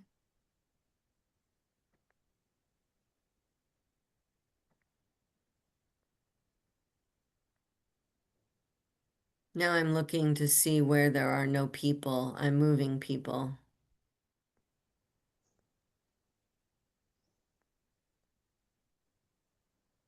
I don't know if this will work. We'll see. Actually, we have more than 300 participants registered. Oh, wow. Yes. That's great. And thank you, Louis. Once again, thank you for your contribution to our first It's very conference. small. It's a very small thing. No. Have you No, have no, you shared not at all. have you shared this notation to breakout room activity at the chat box, Louis? I shared the link to that has the breakout room activity and the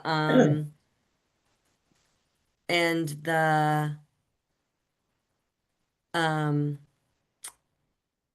the other slides. I Yeah, hope okay. they Uh, got it. yeah, as long as they got it, it's okay. Yeah. There are a lot of people that are in a room by themselves. Okay, it's better now. Okay. I'm gonna go look in a room. Yeah, please. I'll be right back. Oh my gosh, I didn't set the timer. Oh, that was probably 3 minutes, 4 minutes.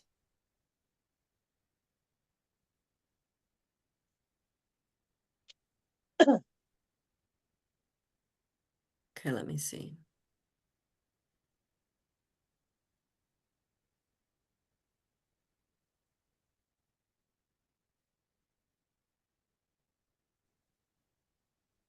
there's still 19 persons who are unassigned. Bapak Ibu yang masih berada di main room, would you please go to any rooms? Maybe room 1? I think it's automatically assigned. Okay. Each of us is randomly assigned to one of the rooms provided. But there's still 19 persons who haven't assigned to Pak Syahid. It can wait. It's not, they are not assigned to Nancy, but they're not joining the room. Okay.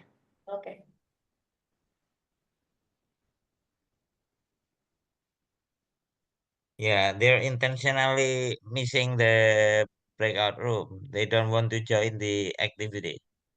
Okay.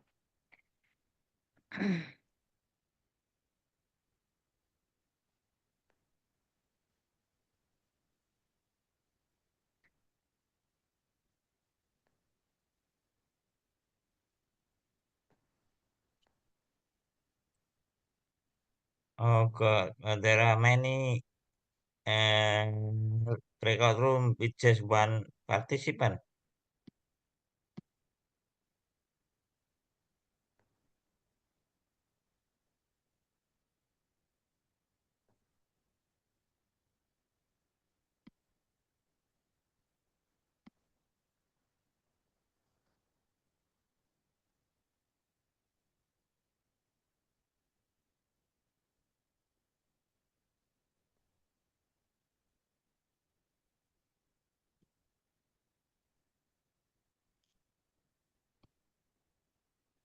I'll join room 38, Pak.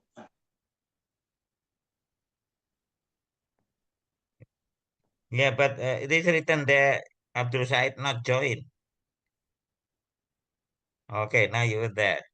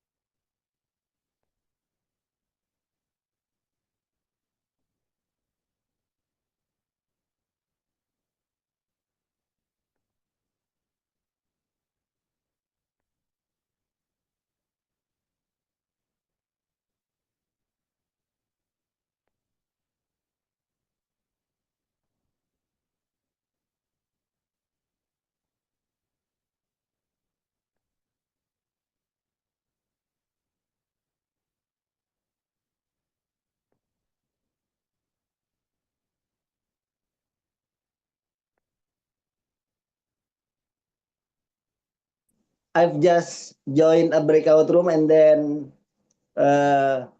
we are told to go to the main session.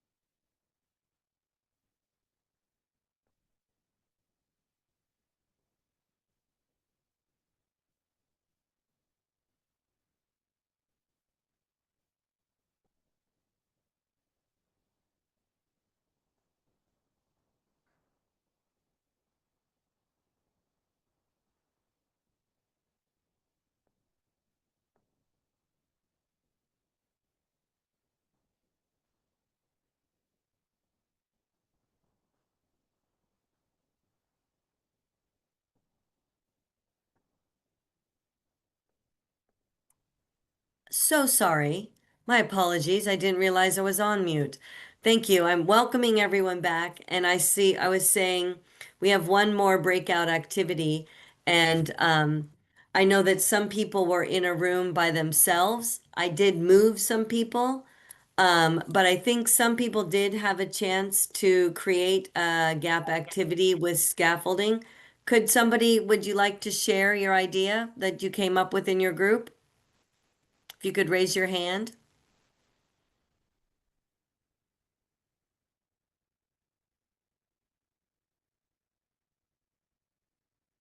Did anybody do it?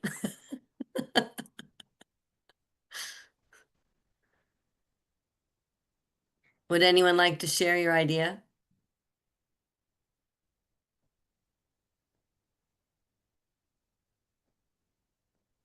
Yeah, so you're meeting with people from Shy culture, Louis. Yes. So this is the same experience that you have with your students when you ask a question and they don't want to answer. Yes, exactly. I understand. And it's challenging in this group. I can't even see all of you. Yeah. And I don't know if the breakout rooms worked. You know, you don't know each other. Um, so it's better in this kind of an environment to spend a lot of time getting to know each other and doing these low stakes activities instead of an activity where you have to say something and be afraid that maybe it's wrong. So that's okay. Um, I yeah. It's part of what you do when you have a class is on the first day, you know, spend some low stakes speaking activities where students just get to know each other in very easy activities. So they begin to feel safe. And we haven't done that here, so you haven't had that opportunity. And some of you were in breakout rooms by yourselves because maybe the other people don't want to come, they don't know each other. So that's a really good experience. I didn't realize that Indonesians were so shy. And hesitant to speak. I thought it was a more outgoing culture. I've worked in Asia and I do understand that there's um, a strong uh, pattern of people, you know, learning to do things very correctly and then being nervous about making a mistake. When you did the survey about why our students shy, I wrote there something about cultural values, Louis. Yeah, So that's what is happening. I yeah, have this 20 years more of teaching experience, and that's still happening because yeah, our culture, well, our culture teach us that the silent is golden, something like that. That yeah, uh, showing off is by talking much, something like that. If you talk much, that means you're showing up. yeah. Uh, It's so very common throughout yeah, Asia. I worked in Japan for many years, and they have a saying there, which is the nail that sticks up gets pounded down. yeah, that's true. And We have the yeah, same proverb using the paddy field. The yeah, more paddy field have the rice, the paddy field, doing like this, not like this, but like yeah, this. right. So I'll just let you know that my students in Japan were very, very, very reluctant and hesitant to speak. That culture is very strongly silent. And by using, games and these low stakes activities, using sentence stems, and especially the reactions and follow-up questions, I promise you, they really worked. And to speak with them with warmth. And I told a lot of stories in my classes about my own mistakes.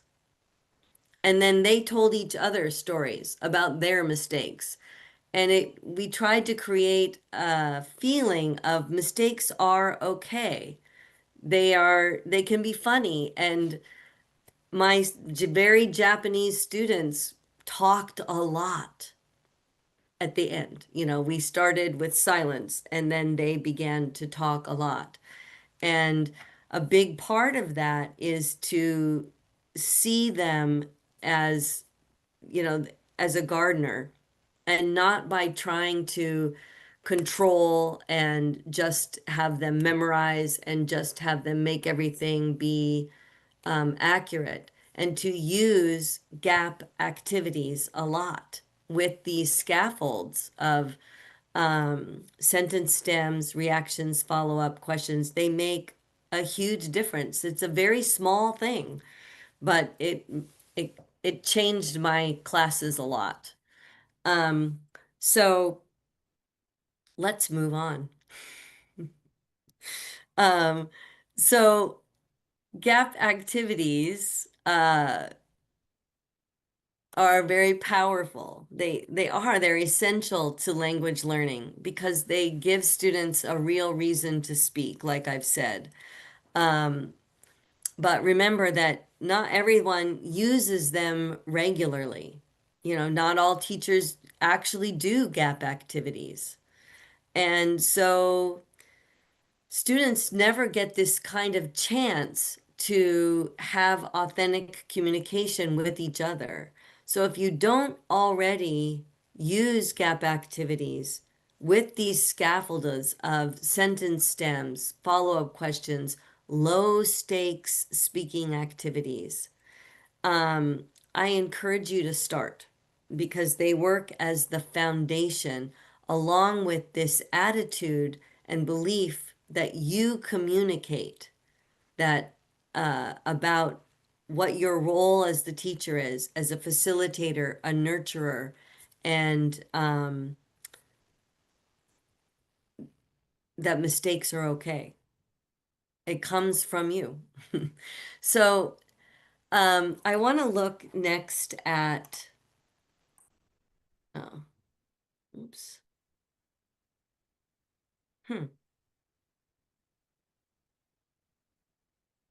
Oh, sorry, I was looking at the wrong slide. Apologies.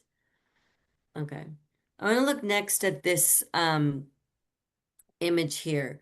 We started with scaffolded gap activities that create opportunities for more speaking. And then how we respond as teachers to that speaking. If we respond in a supportive way, and I mean very specifically, how do we treat the students' errors or their mistakes? How do we respond to their mistakes? We want to respond supportively. And if we do, that can build the students' confidence. This is a really critical point. Students are afraid to speak. They're afraid of being judged. They're afraid of making a mistake. So this is another place where the Gardner mindset really matters. The activity, the gap activity, is important. The sentence stems are important. They scaffold the student. But our responses, a gentle correction, an encouraging body language, that's the water and the sunlight that will help those students to grow. If we carry out an activity with care, students grow confidence. And if we carry it out without care, that they might not grow. The students will get the essential speaking practice, maybe, but they may not have the support that they need to really become more confident. So just ask yourself, am I running or delivering, facilitating an activity, or am I creating conditions where my students feel safe to speak and build confidence? And that awareness is what turns techniques into transformation. We have a really good example of where that didn't happen just now with our breakout room. I Yeah. feel like I'm being warm, I'm caring, but, and my body language is welcoming, I think, and I gave you an opportunity, a task to complete, but we haven't built up that relationship where you can feel safe, like I talked about at the beginning with pair work, starting with pair work that has some sentence stems and some follow-up question stems, where students can build that psychological safety where they feel like it's okay to speak. And those low stakes, short activities where they feel like they're not being judged, this makes a big difference. And we've got to do that as a teacher at the beginning of our classes, or the whole year is worth nothing. We have students who study for 5 years and they will not speak. So often as teachers, we think, I've got the curriculum, I've got the textbook, I have to, finish these pages. But if we don't spend some time at the beginning of the class playing games with the students, and I don't mean games that are just useless games, the things where they're actually talking and having fun, and they're talking to each other in very low stakes, ungraded pair work kinds of ways that are easy for them, or in groups where they get to play together. They are not going to build that psychological safety to succeed in the rest of the textbook. So it does make sense for us to put that into our beginning of our class. Now, unfortunately, I did not I I thought you knew each other and that you would maybe feel okay about talking. But, that's my learning experience.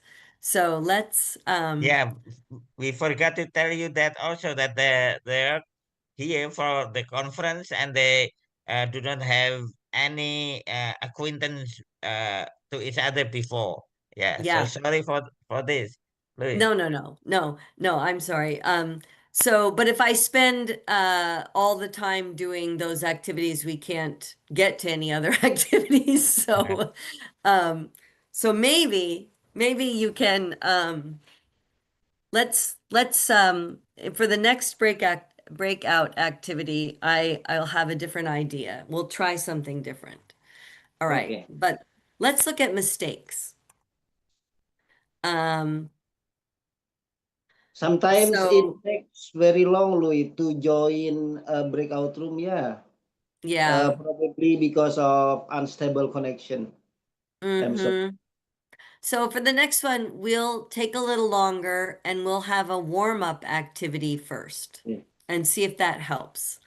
And I'll put more people in the room. So Yes. hopefully at least 2 or 3 people are speaking. We'll try Yeah. that. Okay. So we were looking at error treatment because in this slide I talked about how very important responding supportively to students is. And there are lots of implications for shy or hesitant students. So first of all, feedback needs to be a choice where you balance accuracy and affect or emotion. Um, like we can't, we can, but if we're thinking, I have to correct the students, I've got to control them or they'll learn mistakes. And then that's not the Gardner mindset of recognizing that there is a time to work with accuracy. And then there's a time where students must work on fluency. where they bring all of their language to bear. They work on their skills to bring everything together. They've got to work on that too, or they'll never move beyond this fearful stage. So we have to balance them. We're not throwing out accuracy, but we have to pay attention to affect or emotion when we're doing error treatment or error correction, oral corrective feedback, OCF. Sorry, Oops. Louis, to interrupt you. Some Yeah. of participants in this workshop are regional facilitators. They will teach primary teachers without English language teaching background. The teachers, the primary teachers will teach English in 2027 in Indonesia because English is a compulsory subject. So Oh.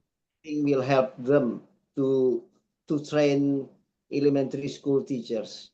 One of them is Bu Ida, Pak Hasto in this workshop. Okay. Oh, I'm not sharing my slides. I'm so sorry. Thank you so Yeah. much. Sorry to interrupt you. Okay, no, you're okay. Someone just said they're not seeing the slides, so thank you. I'm sharing now.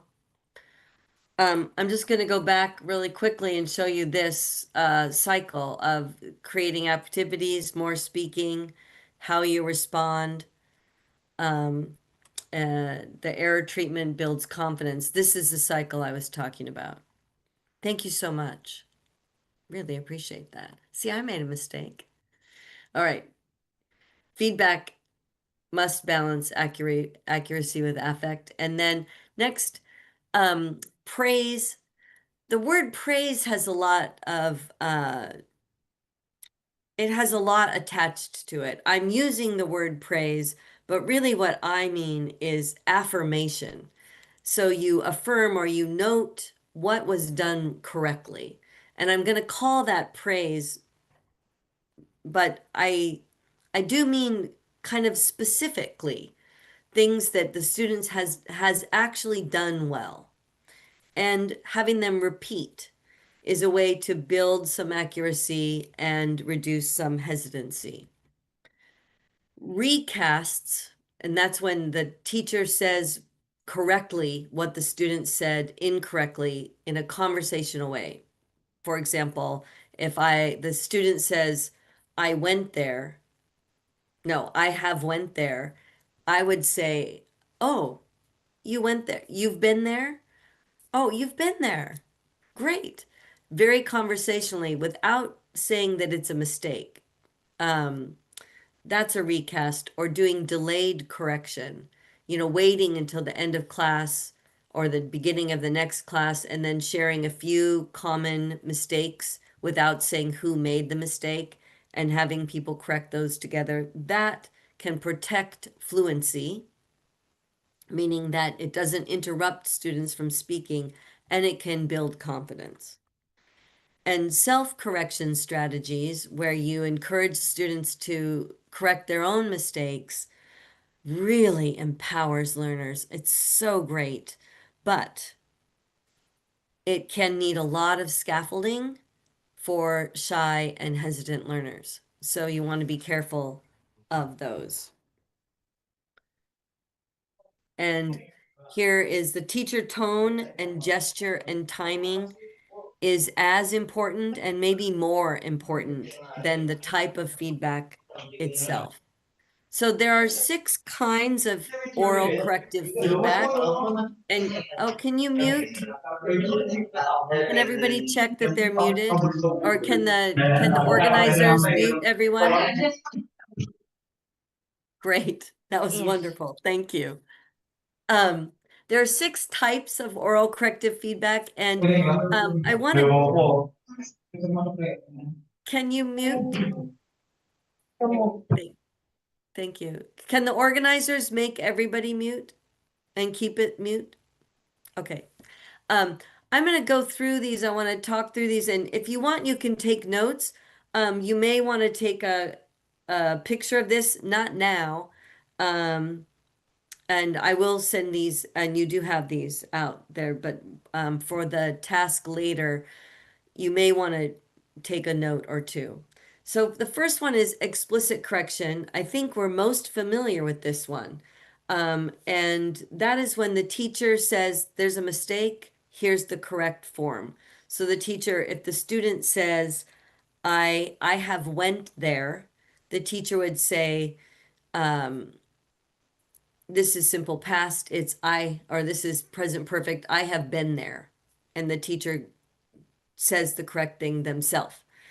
And then, and this is useful often for beginners because they're not able to self-correct as well.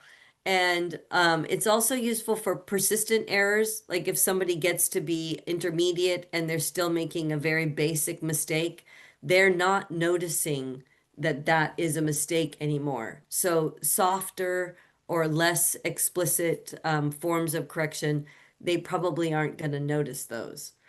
And these are important or useful in accuracy focused drills where students are trying to build accuracy. The challenge is that they are clear and effective, but they also can raise anxiety. So it's really important. And this is where how your personality plays a big role in making sure that this error treatment is okay. You really need to use the warmest tones you can and smile and tell stories about mistakes and make sure that students know that you don't judge them as a person for making this mistake, that it's helpful. A very neutral or warm tone can be helpful. And you can pair it with praise. Good try. You can say, good try. Let's make one small change. Or, I understand you. Great speaking up. Clear pronunciation. Let's make one small change. So that and find something real that they did that was good. Because they know if you're giving them praise and it's not real, right? I mean, we know if it's not real. So you can find something. If a student is speaking up, that's worth praise. So, and then you can ask the student to just repeat, so you can say, great pronunciation. I understood you perfectly. Let's make one small change. I have been there. Now you, now you. And then they repeat it. So instead of saying it in a harsh way, in a very hard kind of way, by just correcting them, saying, for example, it's I have been there, repeat. That seems, that's quick. It's quick. It seems efficient. Seems like it's saving time. Many teachers do that. With shy and hesitant students, what we learn, what we know is that it can raise their anxiety and maybe they'll repeat, but they're so anxious, nothing is happening in their brain. They're just, trying to protect themselves. But if you can treat them with a warm tone, give them some praise, and ask them kindly with some kind phrases and kindness in your voice to repeat. It's like saying like, now you. And they do it, and after they do it correctly, you praise them. Perfect. That's great. So you end on a positive. So explicit correction can be the most anxiety or can be anxiety producing. You can get around it with this style. All right. Recasts. Recasts are very soft. That's when I already explained the teacher says very conversationally, oh, you've been there. The student doesn't, the fluency doesn't stop. The conversation continues going. And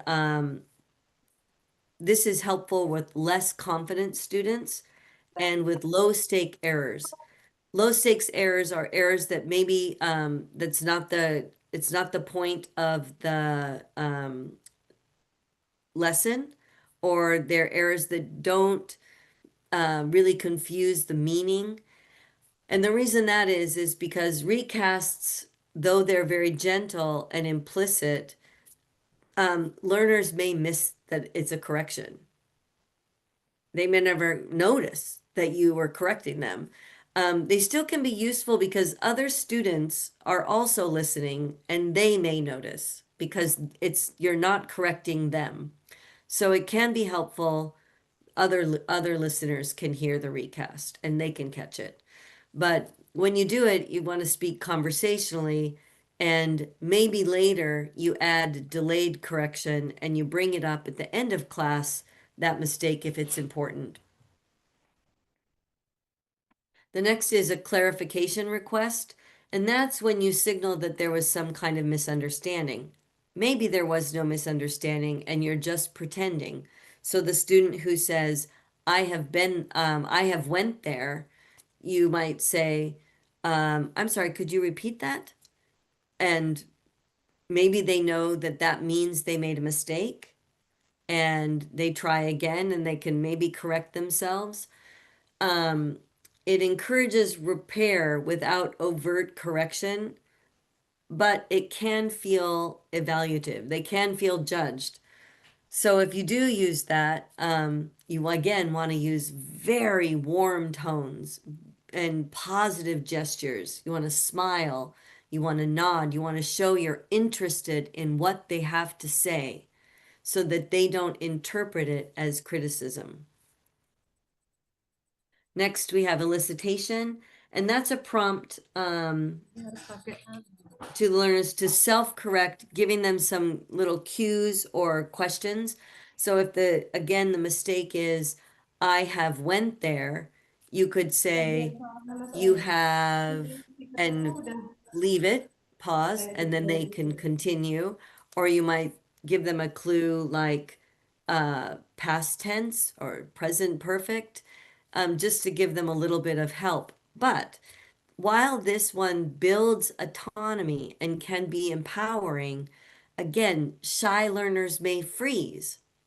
So if you notice them, not being able to say anything, you can give them some hints. Past tense, past participle of go, is, and you help them along so that they are not stuck, in silence. But you do want to give them a little bit of waiting time. This is a tricky one because, any kind of error treatment has the potential to make a student feel anxious.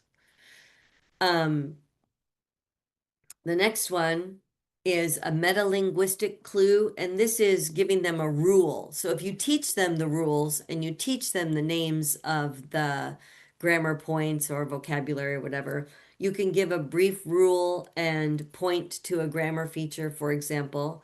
So this can only work if the students actually know the rule or they know the form in grammar-focused activities. So it encourages them to notice, but it can be overwhelming. So you want to be sure that they know the rule, and you want to be very concise and very supportive. You're seeing a pattern here. You're always supportive. You're always supportive. And the last one is repetition, where you repeat the error with a questioning intonation. So the mistake, I have went there, you would say, you have went there? And I think parents do this a lot. You do this when the error is very clear and you think that the learner can self-correct, like they just made a mistake. And the learner then repeats the correct form. And this can be effective, but it can also feel mocking. Some students don't like it. You have to find out if your students, if you can do it warmly and they feel comfortable. So all of these error treatments or these oral corrective feedback techniques have the potential to produce anxiety. So I've talked a lot about warm tone, sharing that communicating that you care what they have to say. And what was I going to say? Oh, wait just a second. Oh, and the other thing is then is to ask the students, what kind of error correction do you feel most comfortable with? So you could even spend, 5 minutes having them pretend to make mistakes, and you practice a few different types of error treatment.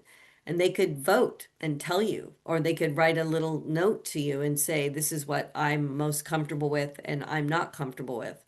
And you can try to use those kinds of styles with them. But I really encourage you to create an open conversation with your students about mistakes, talking about how we have to make them so that we are taking risks and that we are trying and building on our language. And that your job is to help them to build accuracy and fluency. So talk openly about mistakes. Don't just correct them. Tell your stories about how you make mistakes and thank them for making mistakes. Tell them how it helps you learn what they need, and then be warm and supportive and give them praise. And then ask them what kind of error treatment works best for you, or what kind makes you most afraid. And then respond to that, because each class is going to be different. Build their relationships and ask them. Okay, two really quick things. This is about the timing of correction. First of all, you always have the opportunity to ignore a mistake. Don't correct it at all. Just let it go. And if it's the target of the language of the lesson, you're not going to do that. You're probably going to correct it. But if it's just a mistake that has nothing to do with what you're studying, don't go there. Don't touch it.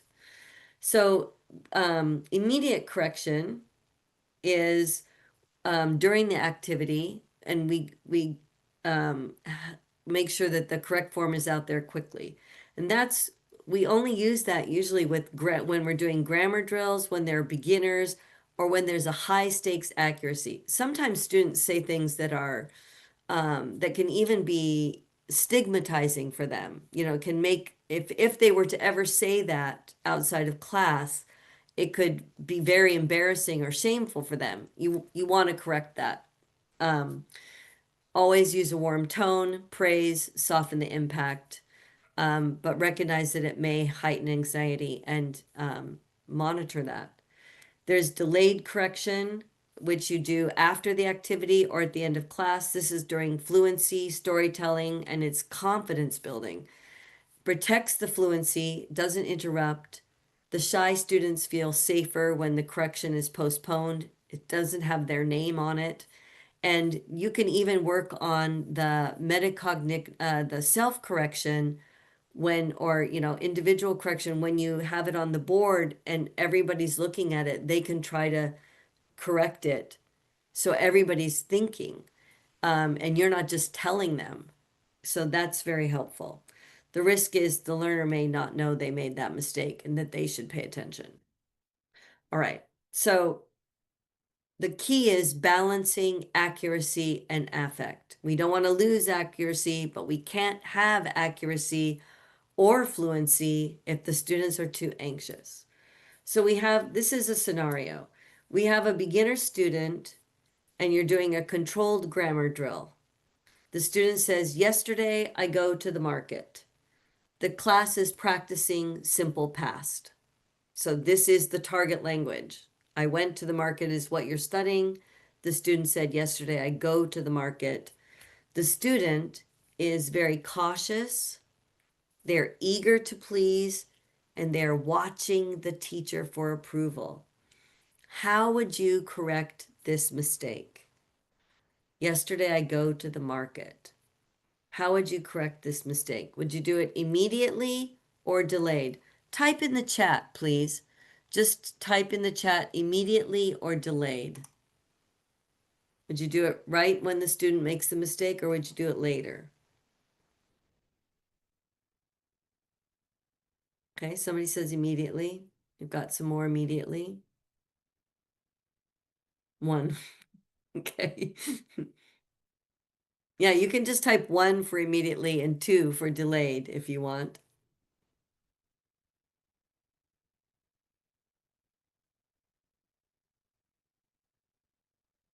So we have different ideas, and that's okay.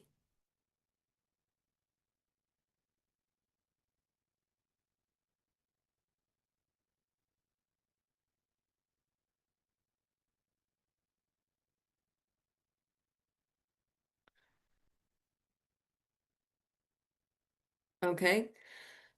So that's good. I mean, it's very useful to see, and I can understand why people would say do it immediately. And I can also understand why people would say delay. There are reasons for both. I'm going to go ahead and give what I would do and what I believe is supported by research, and say why. But you might also have your own, have a reason which is different. So, immediate explicit correction with praise can be supportive here. The student says, yesterday I go to the market. You say in a very warm way, oh, it should be I went to the market. Can you say it again? Nicely. You say that very nicely. And the student says, I went to the market. And then you say, perfect. Nice fix. And the reason for this is that this pattern of, and oh, the reason why I'm saying immediate is because it is a controlled grammar drill. The students are practicing the simple past. They're trying to get the accuracy of it before they go to the next activity where they begin to do it a little bit more freely. So if they don't get it here, it is, it is more challenging. So this is the one place where I would do, and where most people are saying that where research supports doing some kind of explicit correction, but only if you can do it warmly. If you're concerned that you can't do it warmly enough for students to feel okay, then I would say maybe do it delayed.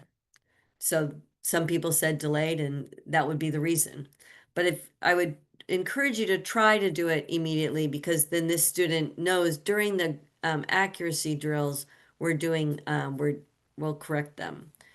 But if you correct first, that gives clarity, and then the student part repeats, that consolidates the accuracy, and then the very last thing is the student gets confidence building, and because you praise them, they do it correctly, and you praise them. But like I said, if you're not sure, either because you have asked your students and they say, we hate it when you do that, it makes me so stressed out, then do it delayed, like some of you said. Or if yeah, you've asked them, or you notice that they just really break down if they get any kind of correction in the moment. So this is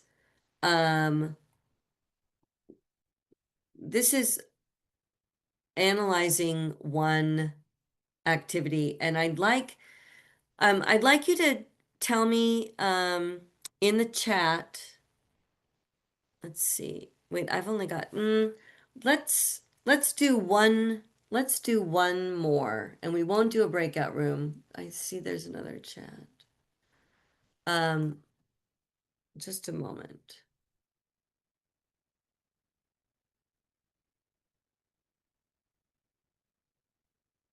So here are can you see this? I'll make it a little bit bigger. We'll do this together in the chat.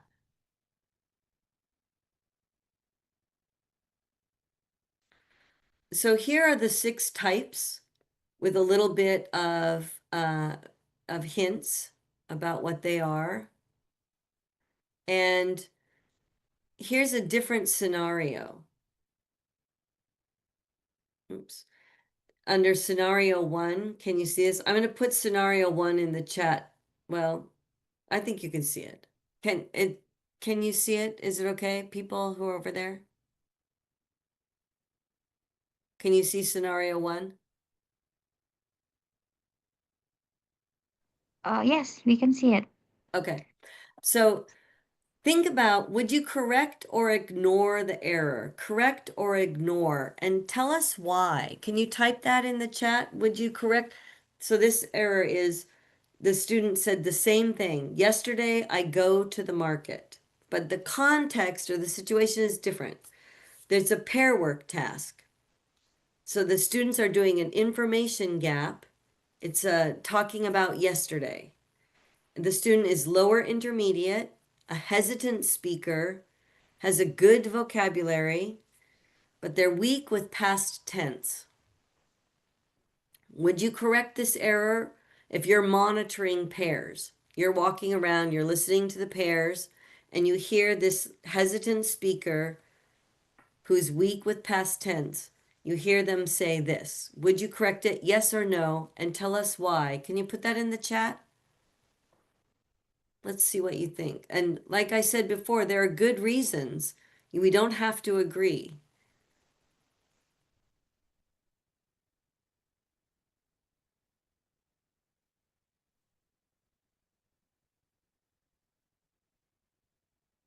Okay. So your answer is correct or ignore, and why? Okay, thank you.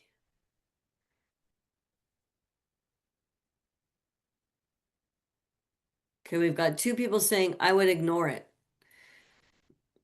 Yeah, you can absolutely ignore it.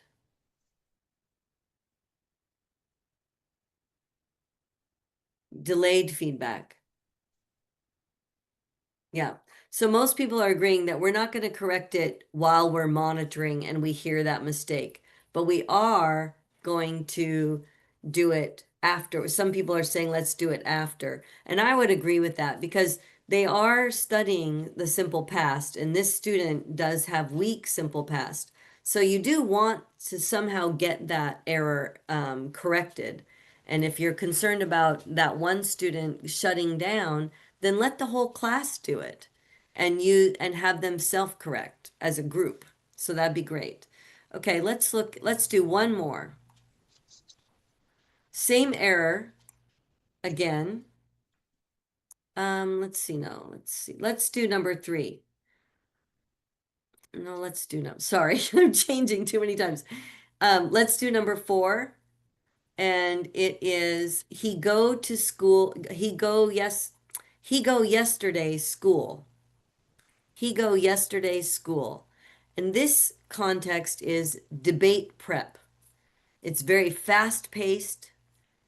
Everybody is just sharing ideas, and the teacher is monitoring.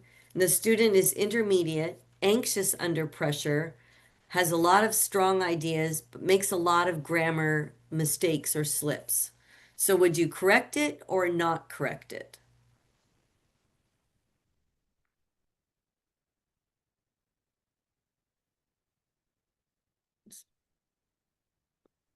So one person says yes, one says ignore.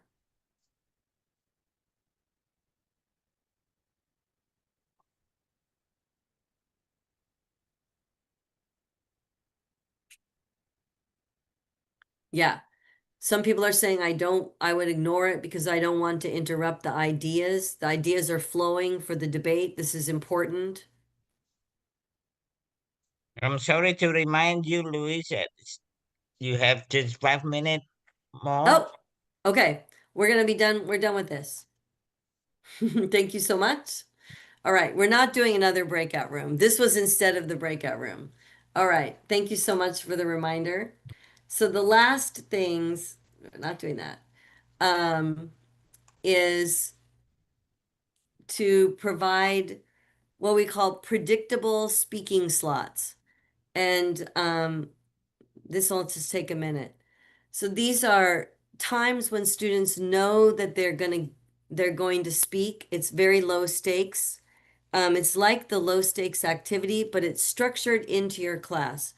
Remember at the beginning, I said that I began having my students do a little small talk at the beginning of every class. Sometimes I gave them a topic, sometimes it was a free topic, and I played music and they just walked around That was after they became friends.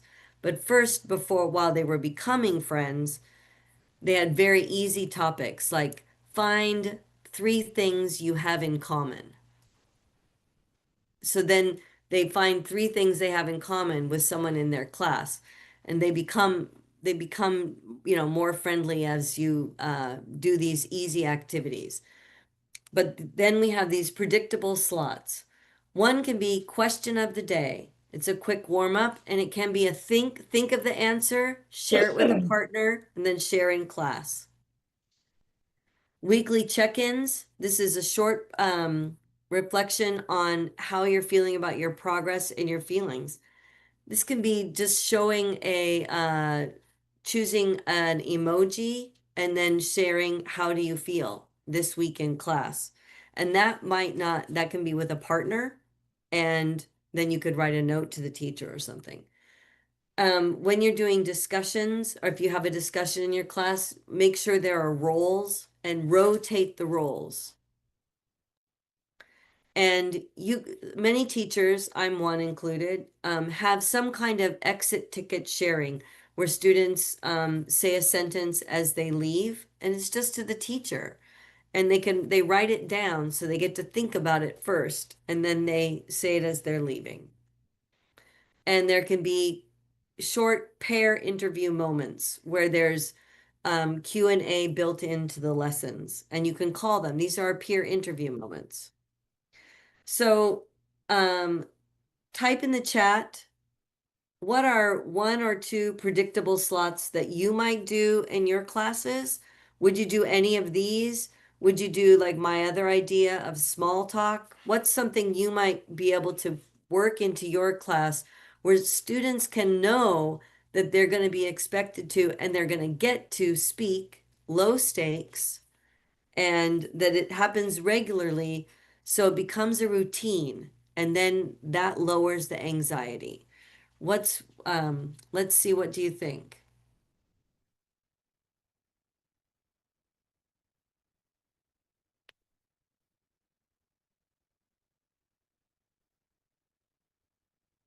Question of the day and exit ticket. Nice. One teacher does jokes, but I don't know. It's hard to guess. Or trivia. Yeah. Peer interviews, exit tickets.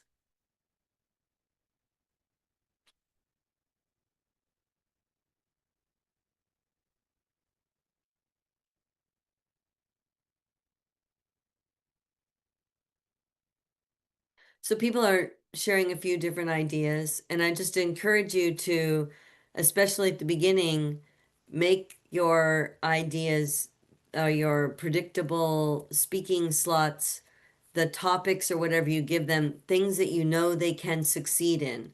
Make it easier than their level. Make it so that they're successful in doing it for quite a while, before you make it a little bit harder. Give them that taste of success. Okay. That is all. Weekly check-in actually sounds good for students. Okay. Okay. Thank you so much for this remarkable process. Even though there's still a lot of misunderstanding between um, the committee with you. Sorry, Louis, for that. Okay. Oh, Now, I'm sorry. I should have asked more. okay. Yeah, we also should have discussions further related to the process of the workshops. All right. Bapak Ibu, and all of the distinguished audiences, would you please try to share some things about these workshops? And then if you would like to ask questions maybe, or Oh, you need to share your thoughts related to what we have just done, you're free to I'm so sorry to interrupt you. I did have one thing. I would like to know, is there But one itu idea takeaway from this whole thing? One idea, yeah, anything at yeah. all. Okay. One idea takeaway. Can you just type it in the chat? Any one thing that you have considered or that you would take away from this session? Okay. Everybody, would you please write down one idea that you take from these activities? Would you please care to write your ideas on the chat box? Thank you And so much. while you're waiting, if I'm not mistaken, there's someone that tried to share their opinions. You can raise your hand and then you can open your microphone and camera, please. While others, okay, positive corrective feedback. All right. Others? Uh, I think it's about my personality. Some of my students join this workshop and they know well that I am not good at all at waiting or giving them corrective feedback. Sometimes it's about the teachers themselves and not about a student, not about the students. Thank you, Louis. What do you mean you're not good at it? It's my reflection, my self-reflection that I am not good at all at giving Being corrective humble. feedback. I had waiting for their answers and so on. Most of Okay, them can uh, I think that's testify. amazing. You are in a wonderful place because I just heard from you a very strong self-awareness. You don't need me to tell you anything because you are already aware of what you're doing, and do you have an image of what you'd like to do differently? Because I am aware. That's why I am aware, but I don't know where to go. Yes. Yeah, I would say think about one thing. What's one thing you can do? One thing that will make one small change. And then make that one small change for like a week. And then make one more small change. And really focus on it. Like really make a goal. 1 week, I'm going to do this. Okay. Thank you. Thank you. Thank you, Louis. Because you have that awareness, you really can do it. If you want to, the first step is you have to want to. If you want to change in some way, if you want to give your students more time, even if you don't want to wait for them, tell yourself you really do want to wait for them because you want them to learn better. And then it's a shift of your mind. What do you really want? And then make a goal for that. Yes. Thank you. All right. Thank you, Pak Syahid. Others, maybe you would like to share directly? Yes, can But I continue Can yes, with sir. I the Yes, next yes. do it question? as well? Budian. Yeah, Budian, okay. and after that, Mbak Adit. Yeah, Budian first, please. Yeah, thank you, Mbak. 90 minutes is are not enough for Louis, I think. Yeah. Yeah. Yes, Budian, please. We may Halo, share. Ibu Lois. Dian from Hi! Palembang, South So Sumatra. nice to see you. Yeah, so nice to see you. Meet you again in this conference. Yes. Yeah, so Mm. I have a question, a simple question, but I believe that you have long and detailed answer for my question. So, this is related to the problems that Indonesian students tend to remain silent during the class. Maybe because of low confidence or afraid of making mistake, or as Pak Hanung said before, it because of Indonesian culture. In Yeah. Indonesian culture, sometimes silence is associated with respect or Yes. obedience. Yeah. Yes. So, Yes. Louis, I think it's create problem for the teacher to check whether the students understand or not the lesson or the Mm. instruction. So I believe that all of us need your suggestion or strategies how to provide effective checking question, how to Mm. check students' comprehensions with effective Yeah. question instead of saying, "Do you understand?"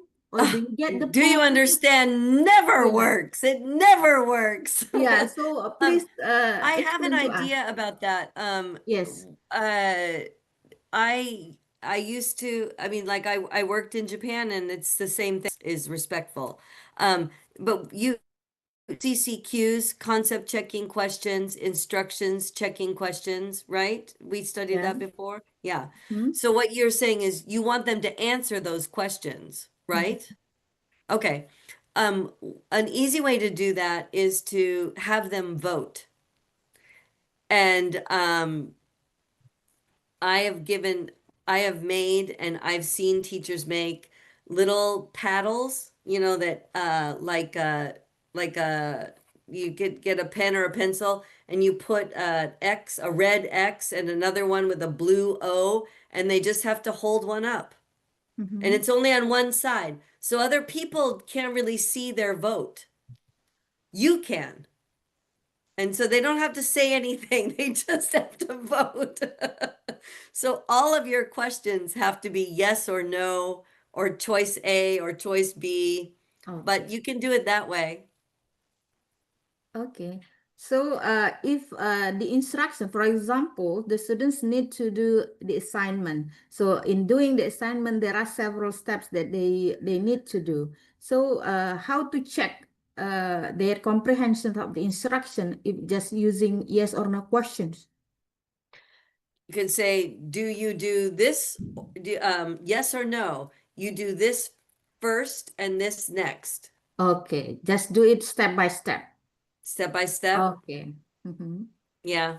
But I really encourage you to share with your students that in English class, we're going to have a different culture. And that this is different. And here, mistakes are king. This, in our class, we're going to make mistakes because that's how you learn. And this is what we're going to do. And here are my stories about mistakes I made. And tell stories, tell embarrassing stories about yourself. Change the culture in your class, not secretly, not quietly. Do it loudly, say it explicitly. We are having a different culture in this class because this class is English. Yeah. So everyone makes mistakes and we can still learn from our mistakes, right? Not still learn. We have to make mistakes to learn. Because if we don't stretch and take a risk, we cannot learn. And if you don't make mistakes, I can't know where you need help. So very sorry, everyone. We have to stop the workshop session now. All right. So I give Thank you the so time much. back to Ibu Naise, and it's time for certificate giving from Prof. Dian from UIN Palembang to Louis Scott Conley. Yeah. Oh, that's so kind. All right. So this is a time for us to say thank you so much, Louis, for this workshop. And again, we would like to give our greatest appreciations by sending you this certificate of appreciations. I would like to invite again Bu Professor Dian Erlina to deliver the certificate to our Louis Scott Conley. Please, Prof. Dian, you're Okay, welcome. thank you, Mbak Wahyu Ningsi. It is a great honor for us to present a certificate of appreciation to our distinguished keynote speakers, Ibu Lois Scott Conley. Yeah, we call Ibu Lois as a grandmaster trainer. Yeah, because you are our idol in ELTT Oh my program for gosh. Indonesian Madrasah and Pesantren in 2025. Our Yoda, Ibu Dian. Yeah, Our okay. Yoda. Yeah, grandmaster trainer, yeah. On behalf of the organizing committee of the first IARELTI International Conference 2025 and all of the participants, I would like to express our deepest gratitude for your time and contribution for making this conference successful. Although we cannot hand this certificate in persons, but I believe that the committee will send this official certificate to you to your email. Again, this certificate represents our sincere appreciation and recognitions of your outstanding contribution. Again, thank you very much, Ibu Lois. Thank you so much. You are all so lovely and wonderful, and I miss you, and I just think you're amazing. I love you all. Thank you so much. Yeah. The same for Bapak me. Ibu, please. Congratulations on your Thank you very wonderful much, success. Okay. Thank Thank you you so so much. much. Thank you Bye-bye. so much. Thank you, Louis, So and thank happy you to see to you. Ibu Profesor Dr. Dian Erlina SPDM Hum See you from again University next of year. Baden Yeah, Intan. Luis. See you. Bye bye. Thank you so Bye-bye. much. Yeah. Can we have photo Right. session with Louis, please? Oh yeah. Louis, would you please care to join the photo session, maybe? Oh, Oh, she's you left gone. already? No. Ibu Oh, Lois. I think she has left, Bapak Ibu. It's okay. Maybe everybody would like to join the photo session first, maybe. And the We can do operator. that later on the closing. Yeah, we have Okay. photo session. It's too late for photo session with Luis, and all participant is getting impatient for the presentation, and they're asking Yes. already for the breakout room. So now, please, Mas Nova from TIPD, prepare the breakout room for the parallel session and give the time back to MC, Master of Ceremony, to announce that they have to come back after the parallel session for the closing ceremony. Yes, I would like to close my first session first. Thank you so much for everybody and your participation as well. And we're going to go back to the MC. Assalamualaikum warahmatullahi wabarakatuh. Waalaikumsalam warahmatullahi wabarakatuh. So, ladies and gentlemen, we will now proceed to the parallel session. You are already requested to enter the assigned breakout room according to the schedule provides. Each group will be guided by its own moderator, but please be reminded that after the parallel session, all participants and presenters are required to return to the main room for the closing ceremony because the attendance link will be shared only after the closing ceremony. So please make sure to come back, and thank you. I hope your presentation goes well. Okay, Prof. Dian, I am sorry to hear your mother's accident. I am sorry to hear that. Yeah, already 90 years old. 90, not 19, yeah.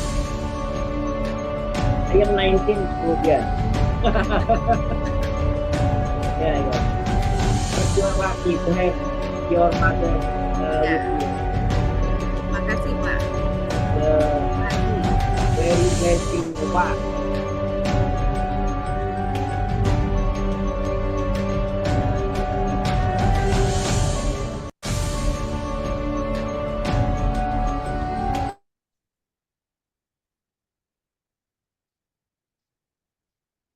So, Is she what is happening now with Ibunda Bu Prof Dian?